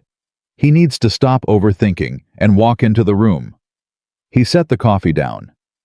"I'll be there in 10, he said. The executive conference room on the 10th floor was a room designed to communicate power. Daniel had cleaned it many times and knew its geography, exactly the long table, the chairs arranged in a specific hierarchy, the window at the far end that made whoever sat in front of it appear to command the horizon. He had mopped its floors. He had emptied its trash. He had replaced its whiteboard markers when they ran dry. He had never sat at its table. He walked in at 9:14 a.m. There were 7 people in the room. 6 of them he recognized by face, if not always by name. Senior vice presidents, department heads. The people who occupied the upper atmosphere of the organization's gravity. The seventh was Victoria, who was standing at the head of the table, and who looked at him when he entered with an expression that communicated both welcome and a subtle challenge, the look of someone who had set up a test they believed you could pass. 6 faces turned toward him. He walked to the empty chair that was clearly positioned for him, not at the far end, which would have placed him in submission, and not beside Victoria, which would have placed him in adjacency. The chair was 3 seats down on the right, with direct sightline to every face in the room. Whoever had arranged the seating had thought about it. He suspected that person was Patricia Green. He sat down. "Good morning," he said. Silence for exactly 3 seconds. The kind of silence that is not awkward, but evaluative. Then Victoria said, "Everyone in this room received the announcement Friday about the new position and Daniel's appointment. I'm not going to repeat what was in the announcement. What I want instead is for Daniel to tell you in his own words what this role means and what it's going to require from each of you." She sat down. 6 sets of eyes landed on him. He looked at them one at a time, slowly, unhurried. He had learned in 3 years of working in the spaces these people occupied that the speed at which you moved through a room told everyone in it how much you believed you had the right to be there. He was not going to move fast. He said, "I want to start by telling you something about this building that most of you don't know." He saw a few of them shift slightly, not defensively, curiously. The second-floor bathroom on the north side has a hand dryer that makes a noise when the internal casing is loose, he said. If you tighten the rear screw, the noise stops. Takes 30 seconds with a flathead. I've tightened it 4 times in the last 2 years. It keeps coming loose because someone installed it slightly wrong to begin with, wrong angle, wrong depth on the mount. The real fix isn't tightening the screw. The real fix is remounting it correctly. But nobody has done the real fix because the noise isn't loud enough to be considered a problem by anyone with the authority to requisition a proper repair. The room was very quiet. "That's what I'm here for," Daniel said. "The real fix, not the screw tightening. The thing underneath the symptom that keeps producing the symptom because nobody with authority thought it was loud enough to matter." He looked at each face again. "I'm going to walk this building the way I have walked it for 3 years. I'm going to talk to people you don't talk to. I'm going to hear things that don't reach this floor. And I'm going to bring them up here to this room, to this table, and I'm going to need every one of you to take them seriously. Not because it's good PR. Not because the Callaway case put us under a microscope. Because there are people in this building right now who are holding something they don't think anyone will listen to, and I intend to listen." No one spoke. Then a woman at the far end of the table, Christine Abbott, Chief Operations Officer, a woman Daniel knew by reputation as the most analytically precise person on Victoria's leadership team, said, "How will you prevent this from becoming a complaint box? People using the mechanism to settle personal grievances rather than flag genuine safety concerns." It was a real question, not hostile, genuinely operational. "Same way you distinguish a real structural problem from noise in any system," Daniel said. "Pattern recognition. A single complaint about a single person might be personal. The same concern raised independently by 3 different people who don't know each other is a pattern. I've been doing pattern recognition in this building for 3 years. I'm reasonably good at it." Christine Abbott nodded. Once. The nod of someone who found an answer technically satisfactory. A man to Daniel's left, VP of Legal. A younger man than Daniel expected, late 30s, named Marcus Webb, said, "What happens when a pattern you identify contradicts a priority of the business? When the real fix costs something, the company isn't sure it wants to pay." Daniel looked at him. "That's why my reporting line goes directly to Mrs. Whitmore," he said. "Because the answer to your question can't be decided by the people whose priorities might be in conflict. It has to go above them." Marcus Webb looked at Victoria. Victoria looked at Daniel. "That's correct," she said. The remaining questions were practical. He answered them plainly. When he didn't know the answer, he said so twice, which he suspected was something that didn't happen very often in this room, and which he noticed the room responding to with something like relief, the way people respond when someone stops performing competence and just demonstrates it. The meeting lasted 41 minutes. When it was done, people filed out with the controlled efficiency of people accustomed to moving between high-stakes commitments. Christine Abbott paused at the door and turned. "Carter," she said. "Abbott," he said. "The hand dryer," she said. "Is it actually still broken?" "As of last Thursday," he said. "Yes." She took out her phone and typed something. "I'll have facilities do a proper remount this week," she said. "I appreciate that," he said. She left. Victoria waited until the room was empty. Then she said, "How do you feel?" He considered the question. "Like I just did something I can't undo," he said. "Is that bad?" "No," he said. "It's just real." "Get used to real," she said. "You're good at it." He spent the rest of that first morning in his office, building the basic architecture of the reporting system with the HR team. David Park was competent and cooperative, and had apparently somewhere between the initial meeting and now made a decision about Daniel that had resolved in Daniel's favor. He was efficient, direct, and twice deferred to Daniel's instincts on questions about how employees would actually experience the reporting process. Not the process as designed, but the process as lived. The gap between those two things Daniel was discovering was his primary area of expertise. By noon, he had a working draft of the anonymous reporting protocol. By 1:30, he had eaten a sandwich from the sixth-floor cafeteria. The same cafeteria he had cleaned 5 nights a week for 3 years, whose layout he knew better than the people who worked in it, and had a conversation with a cafeteria worker named Joellen, who had been at Whitmore Technologies for 8 years, and who said when Daniel introduced himself and explained his role, "Well, it's about time somebody looked at how things actually run around here." "What do you mean?" he said, and Joellen told him. She talked for 19 minutes. He listened to all of it. He asked 3 questions. He did not take notes in front of her. He had decided early that visible note-taking changed what people said, but he absorbed every word with the focused attention he had developed over years of silent observation. What Joellen described was not dramatic. It was not a crime or an emergency. It was the slow accumulation of small things, policy shifts that made life harder for hourly workers without anyone asking if they made sense, a scheduling change that had been presented as a benefit and experienced as a burden. A manager on the building services team who communicated exclusively through passive-aggressive emails, and who 3 people had formally complained about with no visible result. Small things, load-bearing things, the kind of things that made people feel unseen for years until they either left or stopped caring, both of which cost the organization more than fixing the things would have. Daniel thanked Joellen. He went back to his office. He wrote down everything she'd told him in the precise, organized shorthand he'd developed for himself over years. Not the vocabulary of corporate documentation, but his own system built from the practice of a man who observed everything and trusted the value of what he saw. He was still writing at 3:15 when his phone buzzed. A text from a number he'd added to his contacts 3 weeks ago and never expected to hear from. It was Emma Whitmore. "Hi. This is Emma. Mom said it was okay to text you. I wanted to say I'm ready. If the offer is still there." He read it twice, put the pen down, picked the phone up and typed, "The offer is always there. You send and where." He sent it. 30 seconds later, "Can it be somewhere not the building? I'm not ready for the building yet." "Wherever you want," he typed back. "You pick."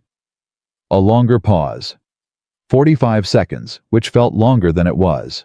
"There's a diner on Pine Street. Mom takes me there sometimes. They have good pie." He smiled. "I know that diner," he typed. "Saturday morning, 8 o'clock. "Okay," she wrote. "Thank you, Mr. Carter." He almost typed back, "Call me Daniel." Then he thought about it and decided to let her use whatever name felt right to her for as long as she needed. He went back to his notes. The week moved quickly, faster than any week of his working life had moved before, which surprised him, because his assumption had been that a desk job would feel slower than the physical rhythm of a night shift. Instead, it felt like every hour contained more than an hour's worth of things. Like the world had sped up to match a pace he hadn't known he was capable of. On Tuesday, he met with the Family Safety Protocol team, 4 people from HR and legal who had been working from a framework Daniel had drafted over his last 2 weeks on the night shift. They worked for 3 hours, and by the end had something that was real and enforceable, a document with teeth as he had required. On Wednesday, he started the walkthrough practice, systematic conversations with people across the building, from facilities to finance to the development teams on the upper floors. The same approach he'd used with Joellen, but expanded. He was doing what he had always done. Watching. Listening. Building the picture from the ground up. On Thursday, the thing he hadn't anticipated happened. He was in the 6th floor break room at 2:15 p.m.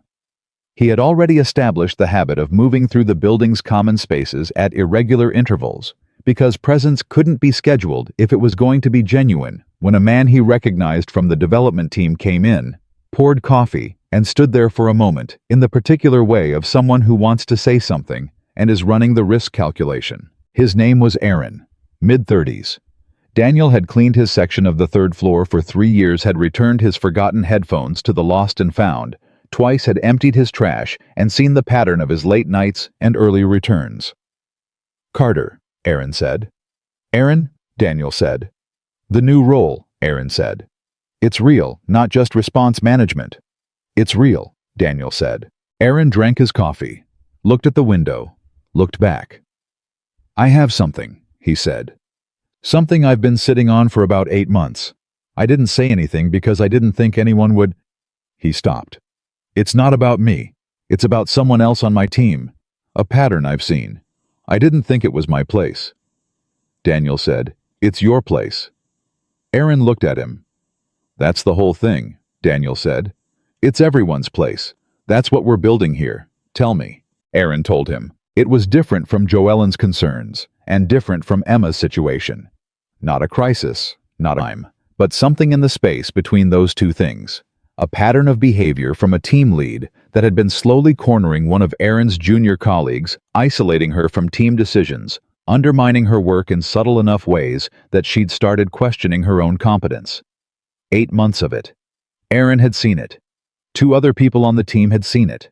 None of them had said anything because the team lead was well liked by his direct supervisor, and because the informal message of the organization had always been fix it at the team level or absorb it. Daniel listened.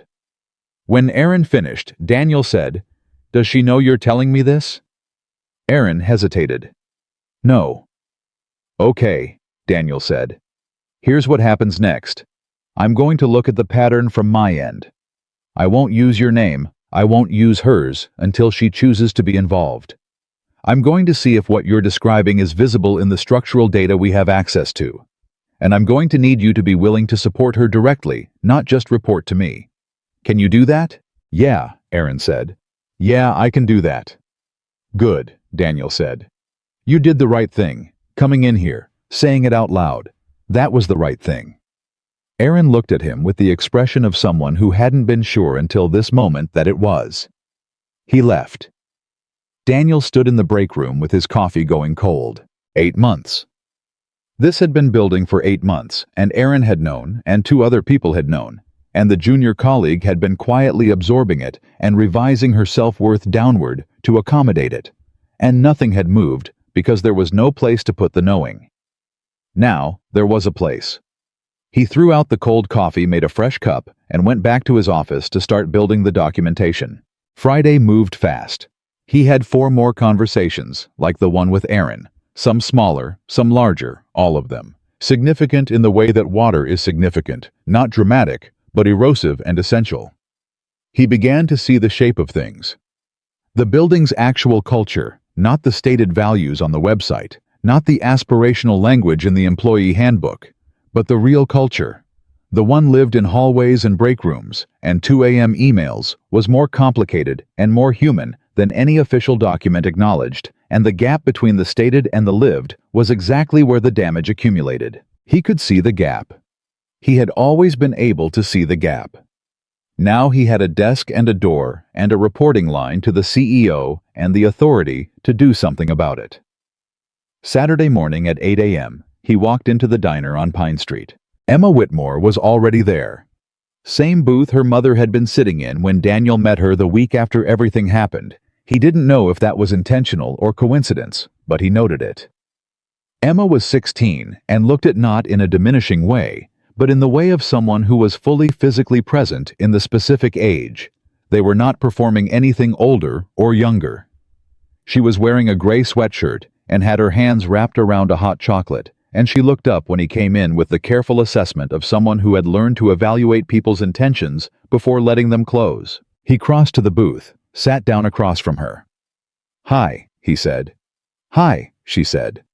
The waitress came. He ordered coffee, and because Emma had mentioned pie, a slice of whatever was good today. The waitress said the apple was fresh. He said apple was fine. They were quiet for the moment. He didn't fill the silence with reassurance, because she didn't need reassurance, she needed space. He had learned this from Lily, that children who were processing something hard needed you to be present and quiet, not noisy with comfort. Emma broke the silence herself. "I've been trying to figure out what to say to you," she said, "for weeks, since Mom told me what you did. I kept writing things, and they kept coming out wrong." "You don't have to say anything specific," he said. "I want to," she said. "I practiced." She looked at her hot chocolate. "I want to say thank you, but that doesn't cover it. What you did, you risked your job, your whole situation, for someone you didn't know. And I just—" She stopped, pressed her lips together. "Emma," he said, "I have a daughter. She's 7. I did what I'd want someone to do for her." She looked up. "That's what Mom said you'd say," she said. "Your mom is getting good at predicting me," he said. "That's slightly alarming." Emma laughed. It came out surprised the way genuine laughs do, the ones that happen before the person decides whether to let them.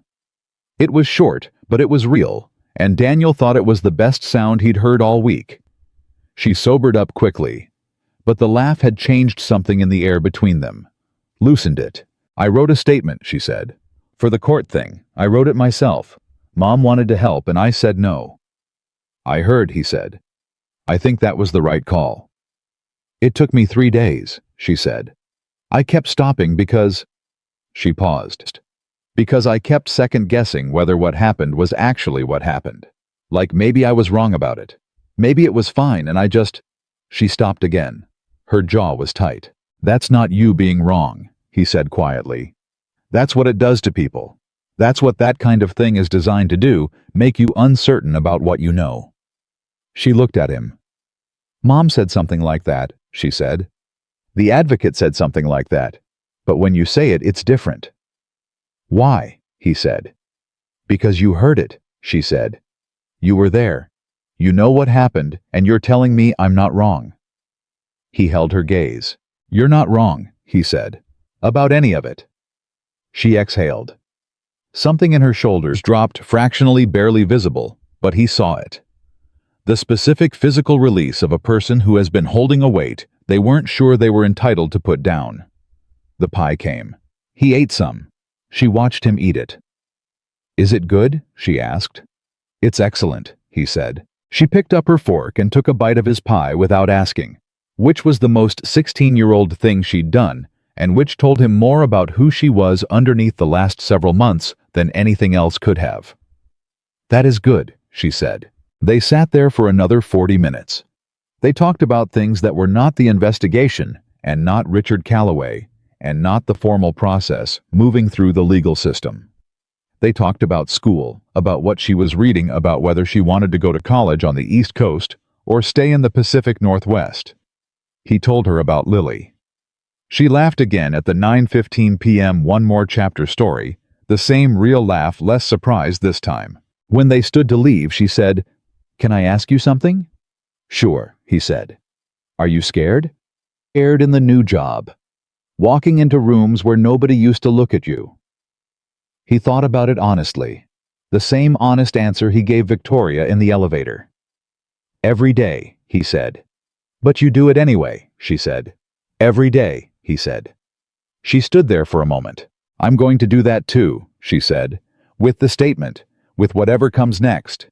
She said it not to him exactly, more to herself with him as witness.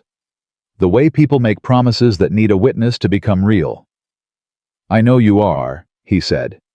She nodded once, put on her jacket, stopped. Mr. Carter, she said. The hand dryer on the second floor. Did they ever fix it? He stared at her. How did you know about... He stopped, shook his head slightly. Your mother told you. She told me what you said in the meeting, Emma said. About the real fix versus the screw tightening. She looked at him with her mother's directness and her own particular version of steady. I think that's what you're doing for the whole company. She walked out. He stood there in the diner on Pine Street. I thought about a hand dryer that had been wrong from the start, that had been tightened 4 times instead of fixed, that had required a person who looked closely enough at how it was mounted to see the real problem instead of the symptom. He thought about all the real fixes he hadn't started yet. He left. The diner walked to his truck and drove toward his mother's house, where Lily was waiting with a picture she'd drawn at school that she'd described on the phone as extremely important and requiring immediate viewing. His phone buzzed at a red light. Victoria. How'd it go? He smiled, typed back with his phone resting on the steering wheel. She's going to be okay. Victoria's response came immediately. I know, but how did it go for you? He considered that for a moment. Considered the diner and the pie and the laugh that came out surprised, and the way Emma had said, I'm going to do that too, to herself with him as witness. He typed, I think I'm doing the right thing. The light turned green. He drove toward his daughter carrying it. The trial date was set for the 2nd week of March.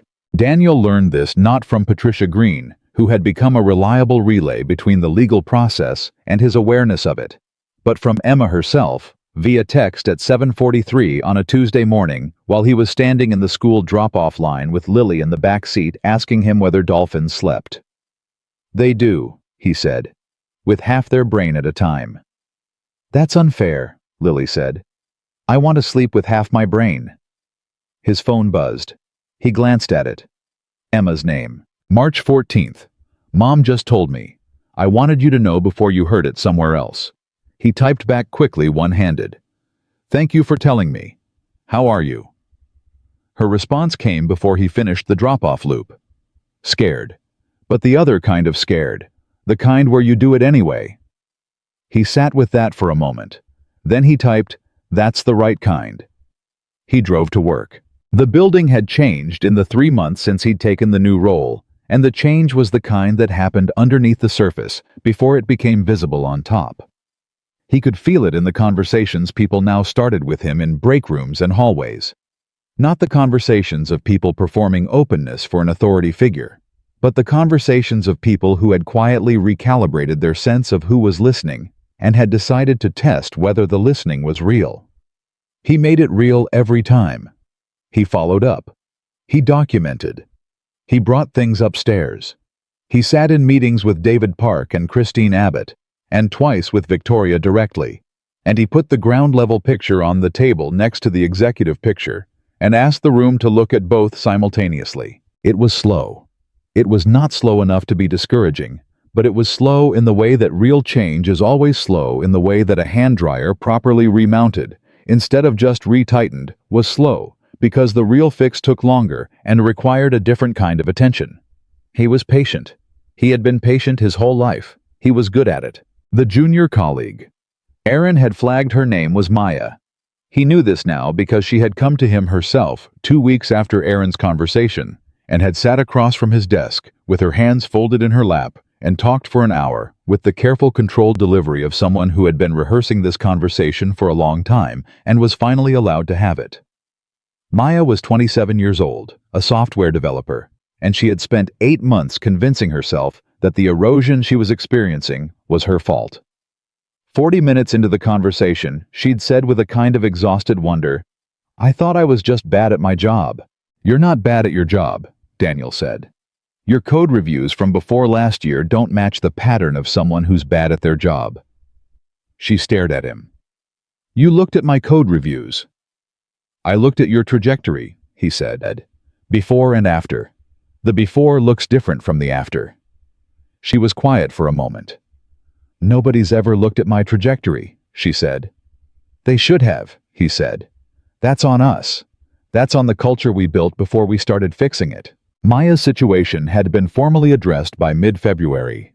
The team lead had been moved to a different team with documentation, with a clear statement that the behavior was the problem and not the person reporting it. Maya had been assigned to a project that matched her actual skill level, which was considerably higher than her most recent performance record suggested. She'd emailed Daniel 3 words the day the reassignment was confirmed. "Thank you." Really. He'd saved the email. How was building a file, not an official file, not a formal record, just a personal collection of the moments that confirmed the thing he'd told Victoria in the conference room on the first day. That success was not measured in legal compliance or HR metrics, but in the actual human experience of the people who worked here. He needed those moments documented somewhere because the work was hard and the pace was slow, and some days the gap between what the organization was and what he was trying to help it become felt very large, and on those days he needed to read Maya's 3 words, or Joellen's 19-minute conversation, or Aaron's careful decision to walk into a break room and say something instead of staying silent. He needed to remember why the work mattered before the work could make the work matter. March arrived. The city shifted in the particular way. It shifted in early spring, the light changing its angle, the air carrying something it hadn't. It hadn't the week before a quality of possibility that Daniel had always associated with the month his father used to call the comeback month, because it always surprised you even when you knew it was coming. Howe was in his office on March 7th, 1 week before the trial, when his phone rang with a number he didn't recognize. He answered with the slight wariness he'd developed for unknown numbers since the Seattle Times call months ago. "Mr. Carter." A woman's voice. Not Patricia Green. Not anyone he recognized. "My name is Dr. Sandra Lim. I'm the lead researcher for the Workplace Culture and Safety Initiative at the University of Washington. We've been following the changes at Whitmore Technologies, and specifically the Family Safety Directorship you've established. I'm wondering if you'd be willing to speak with me." He was quiet for a moment. "About what specifically?" he said. "About how you built it," she said. "The model, the methodology. We're working with 3 other organizations in the Pacific Northwest that have had similar culture failures, and what you've developed at Whitmore is the most practical framework we've seen. We'd like to understand it well enough to adapt it elsewhere." He sat very still. "Elsewhere," he said. "Other companies," she said. "Other institutions. The model of ground-level observation informing executive-level accountability is not new in theory, but you've implemented it in a way that, Mr. Carter, frankly, we haven't seen it work like this in practice. We'd like to understand why." He looked at the wall of his office. At the legal pad still visible on his desk, its pages filled with his shorthand. The precise, organized observations of a man who had spent 3 years invisible and used that invisibility to see everything. He thought about what Emma had said in the diner. "I think that's what you're doing for the whole company." He thought about the real fix versus the screw tightening. I thought about every building like this one in every city where someone was doing what he had done, watching, observing, filling in a picture that nobody with authority was looking at and had no path to do anything with what they saw. "Yes," he said. "I'll speak with you." He called Victoria the moment he hung up. "I just got a call from a researcher at UWW," he said. "I know," Victoria said. "She called me first. I gave her your number." He stopped. "You could have warned me. You would have prepared," she said. "I didn't want you to prepare. I wanted you to answer the way you answer when you're not performing." He thought about that. "You're doing the thing again," he said. "What thing?" "The thing where you engineer a situation to produce the response you already knew I'd have." A pause. And then Victoria said without any attempt to deny it, "It's a skill I've had for 20 years. I'm choosing to use it for good now." He shook his head, but he was smiling. "The researcher," he said. "If we do this, if we share the model, I want it done right. I want it documented properly. I want the people who contributed to building it. Maya, Aaron, Joellen. The people who talked to me, to have their experience reflected in it anonymously but accurately, not as data points, as the source of the thing." "That's exactly what I told Dr. Lim," Victoria said. He paused. "All of it. Word for word, she said. Almost. He believed her. He had stopped doubting Victoria Whitmore's instincts months ago, not because she was always right, but because she had developed the specific quality of being genuinely, consistently more interested in what was true than in what was comfortable. And that quality in a person with her resources was one of the more powerful things he had ever encountered. "Okay," he said. "Set up the meeting." The week before the trial was different from the weeks that preceded it. The building felt it. He wasn't imagining this, a collective awareness of something significant, moving through the organization's atmosphere, surfacing in the way people talked and the pauses that appeared in conversations, and the particular quality of attention that came with knowing that something that had been private was about to become public. Calloway's name appeared in a legal blog that covered Pacific Northwest corporate litigation. The coverage was measured factual and not particularly widespread, a specific kind of media attention that found a specific kind of audience. But it was there. And it had Daniel's role named in it briefly as part of the description of what had led to the charges, and his title printed in clear type for anyone to read. He saw it Monday morning. Showed up to his desk to find 4 emails from journalists he'd never heard of, all variations of the same request.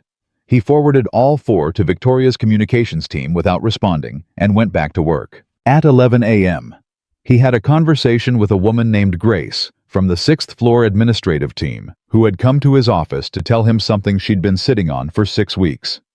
It was not related to Calloway. It was not dramatic.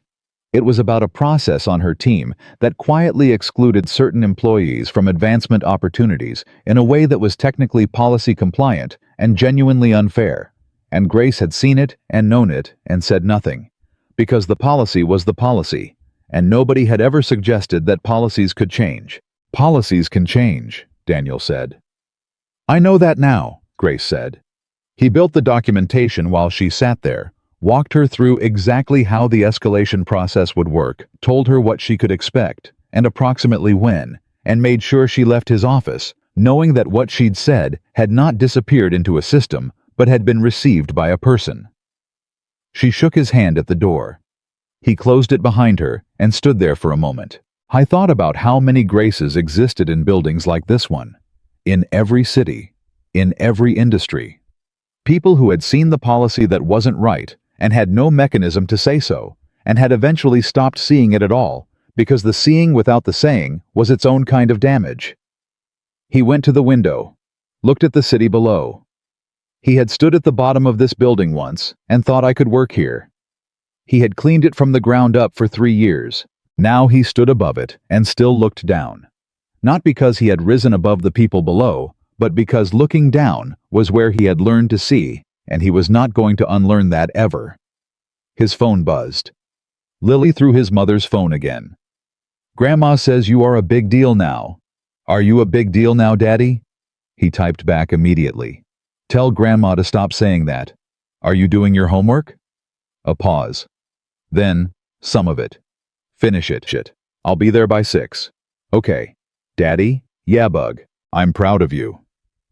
He stood at his window with his phone in his hand, and his city below him, and his daughter's words on the screen, and he felt something so large and specific in his chest that he had to take a slow breath and let it pass through him before he could move.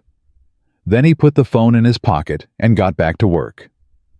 March 14th arrived on a Thursday. Daniel did not go to the courthouse. He had not been asked to testify, and he had been clear with Patricia Green that he did not intend to insert himself into proceedings that were not his to inhabit. The recording he had made was entered into evidence. His role in that night had been documented thoroughly enough that his physical presence was not required by the case. He went to work. He did his job. He sat at his desk and built documentation and answered his door and trusted the process that had been set in motion by a decision he'd made in a hallway at midnight 7 months ago. He heard from Patricia at 2:17 p.m. "It's in," she said. "The jury has the case." "How long?" he asked. "Could be hours, could be days." She said, "Don't wait by the phone." He didn't wait by the phone. He finished 3 things on his desk. He went to the break room at 4 p.m. and ran into Terrence, the security guard who had stopped him in the hallway months ago to say, "Hey, you're Carter, right? and then not known how to finish the sentence. Heard it went to jury today, Terrence said. Word still traveled through buildings the way it traveled through families. Yeah, Daniel said. Good, Terrence said. Simply. No elaboration. Just the one word carrying everything it needed to carry. Yeah, Daniel said. He left the building at 5:30 earlier than he usually did, because he had told Lily he'd be there by 6, and he intended to mean it. He was in his truck, halfway to his mother's house, when his phone rang through the truck's speakers. Patricia. He answered. Daniel, she said. He heard it in the single syllable of his name. The way she said it, not with the brisk professional precision he'd come to associate with her calls, but with something underneath it, something warm and slightly unsteady. Tell me, he said. Guilty, she said. All counts. The jury came back in 4 hours. He pulled over. He had not planned to do this, had not known he was going to pull the truck to the side of the road until he was already doing it. He sat there with the engine running and the city moving around him and the word in his ears. Guilty. All counts. Emma, he said. Does she know? Victoria called her before she called me, Patricia said. Emma's response, which Victoria relayed to me, was, and I'm quoting the 16-year-old exactly, good. Now can we get pizza? He pressed his forehead against the steering wheel. The laugh that came out of him was not a polite laugh or a professional laugh or a measured response.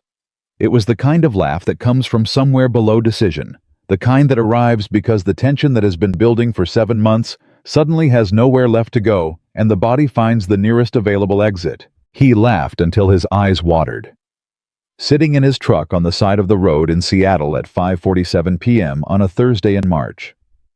Thank you, Patricia, he said when he could. Thank you, Daniel, she said. And she said it like she meant something specific by it, something that went beyond professional courtesy. He drove to his mother's house. He walked through this back door the way he always did, and Lily launched herself at him from the kitchen doorway the way she always did, and he caught her the way he always did, and held on a beat longer than usual, and she said, Daddy, you're squishing me. And he said, good, and set her down. Ruth Carter was at the stove. She turned and looked at her son's face. Guilty, she said. Not a question. All counts, he said. She turned back to the stove, adjusted something that didn't need adjusting. Sit down, she said. Dinner's almost ready. He sat down. Lily climbed into the chair next to him and immediately began explaining a conflict that had occurred at school that day involving borrowed colored pencils and a disputed return, and he listened to every word of it with complete attention because the colored pencils mattered, and the attention was the point, and this was the truest thing he knew about being a father. His phone buzzed on the table. He glanced at it. Victoria. He picked it up and read the message. She asked for pizza. We're getting pizza. I want you to know that I'm sitting in a pizza restaurant with my daughter on the night of the verdict, and she's telling me about a book she's reading, and I don't have my phone in my hand because I put it down. First time in a long time. I just wanted to tell you. He set the phone face down on the table. Good news, his mother said from the stove. Good news, he said. He did not pick his phone up again until after dinner. The meeting with Dr. Sandra Lim happened the following week. She was precise and genuinely curious and arrived with a research assistant and a digital recorder and the specific energy of an academic who had spent a long time studying something from the outside and was finally in a room with someone who had built it from the inside. They talked for 2.5 hours. Daniel was careful about what he shared and exact about what he didn't. The people whose stories had informed the model stayed anonymous. Their experiences rendered in aggregate, their humanity protected even as their patterns were made useful. He talked about methodology and instinct, and the irreducible value of proximity, of being close enough to a system to see where it was broken and trusted enough to say so. At the end of the meeting, Dr. Lim looked at her notes and then looked at him. Can I ask you something personal? She said. Sure, he said. You spent 3 years in this building being invisible, she said.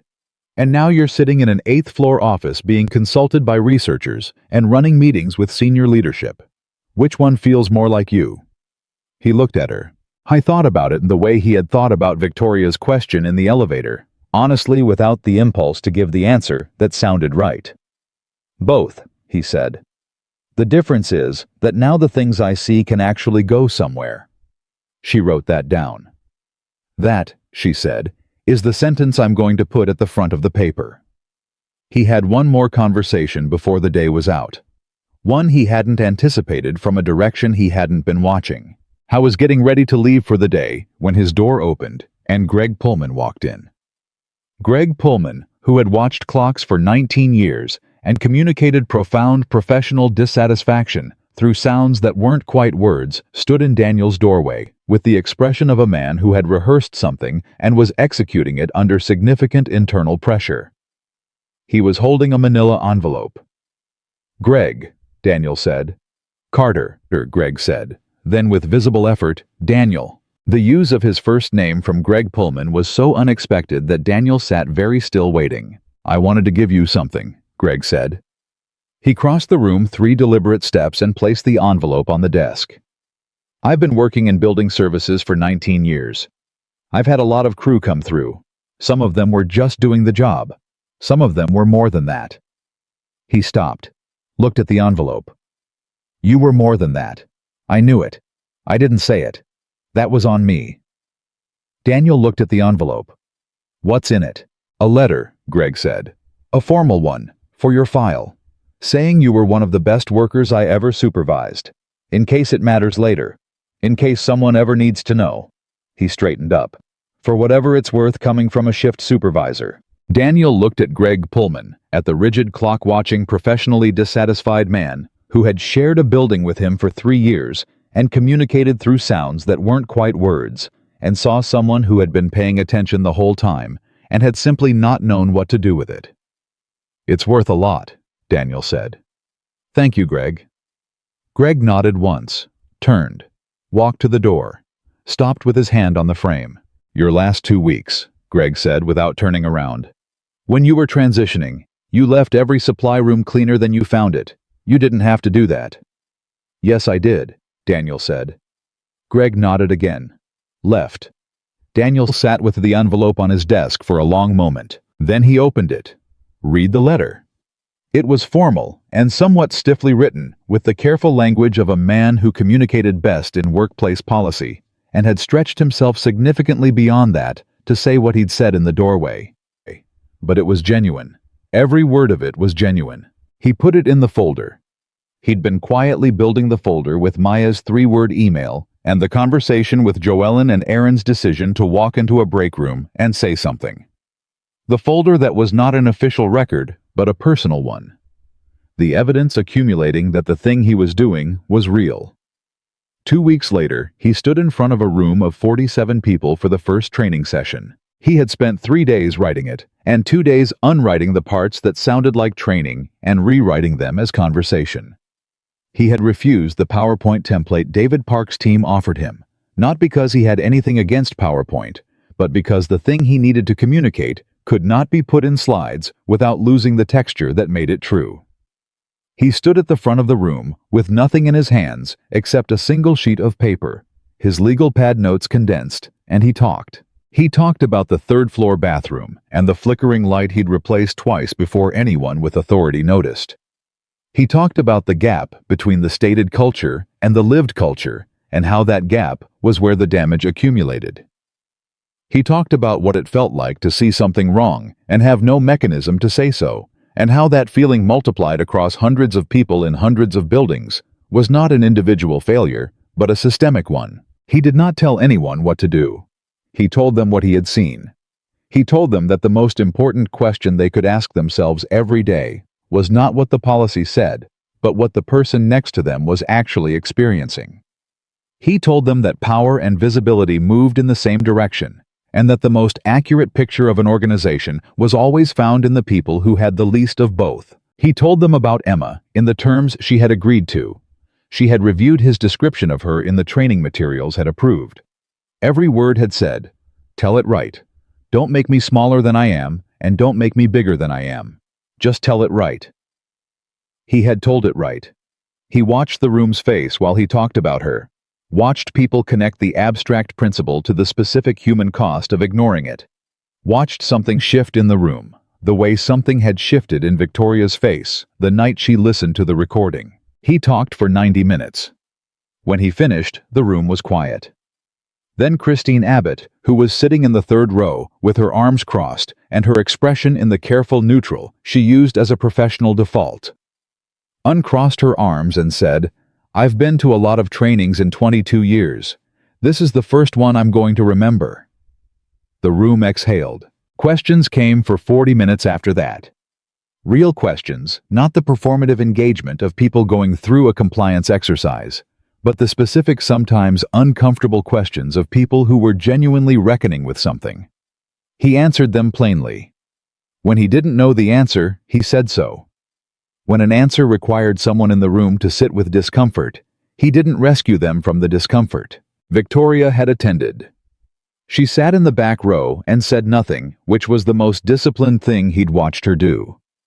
Afterward, she stayed while others filed out, and when the room was empty, she came to the front and stood there. "How do you feel?" she said. It was the same question she'd asked after the leadership meeting on his first day. "Like I just did something I can't undo," he said. The same answer, but different this time.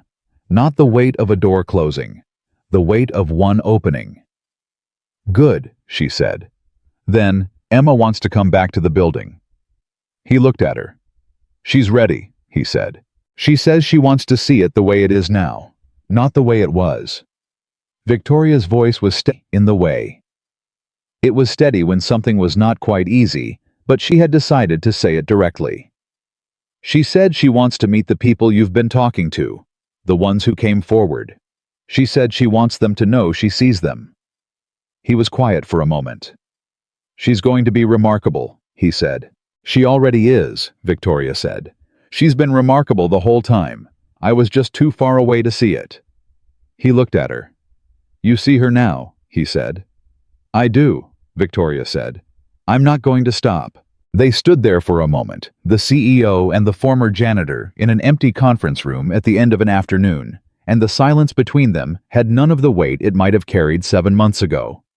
It was just the silence of two people who had been through something significant and had come out the other side, changed in ways they were still mapping. "I'm going to get my daughter," Daniel said.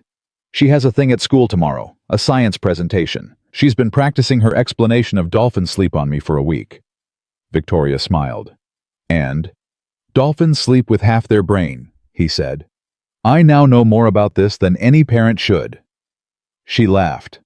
The real one. He was no longer keeping track of how often he heard it, because it had become frequent enough to stop being remarkable, which was the best possible thing. He gathered his jacket and his bag and his single sheet of legal pad paper. He walked out of the conference room. Down the hall past the break room, where he had stood in a collared shirt on his first morning and pressed the coffee maker button and thought some things stay the same. Past the elevator that stuck between floors 2 and 3 when it rained. Into the lobby where Diane was finishing her shift and raised a hand in the easy acknowledgement of someone who had said good morning to him long enough that it had become a small, reliable part of her day. "Good night, Diane," he said. "Good night, Daniel," she said. He pushed through the front door. He stood on the sidewalk outside the glass tower that reflected the clouds so perfectly you sometimes couldn't tell where the building ended and the sky began. And he thought, as he had thought, on the first day he'd come here in his father's cedar-scented blazer, I could work here.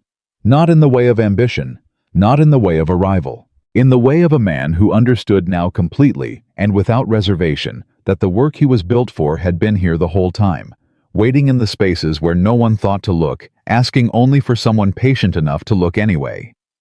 He had been that person. He still was. He always would be. He walked to his truck, drove to his mother's house, sat through 45 minutes of the most enthusiastic and thorough explanation of dolphin sleep patterns he had ever heard from anyone of any age, and then he held his daughter and thought about all the things he was going to do tomorrow, and the day after, and every day after that. Daniel Carter had started as the man nobody saw. He had become the man who saw everyone, and he was just getting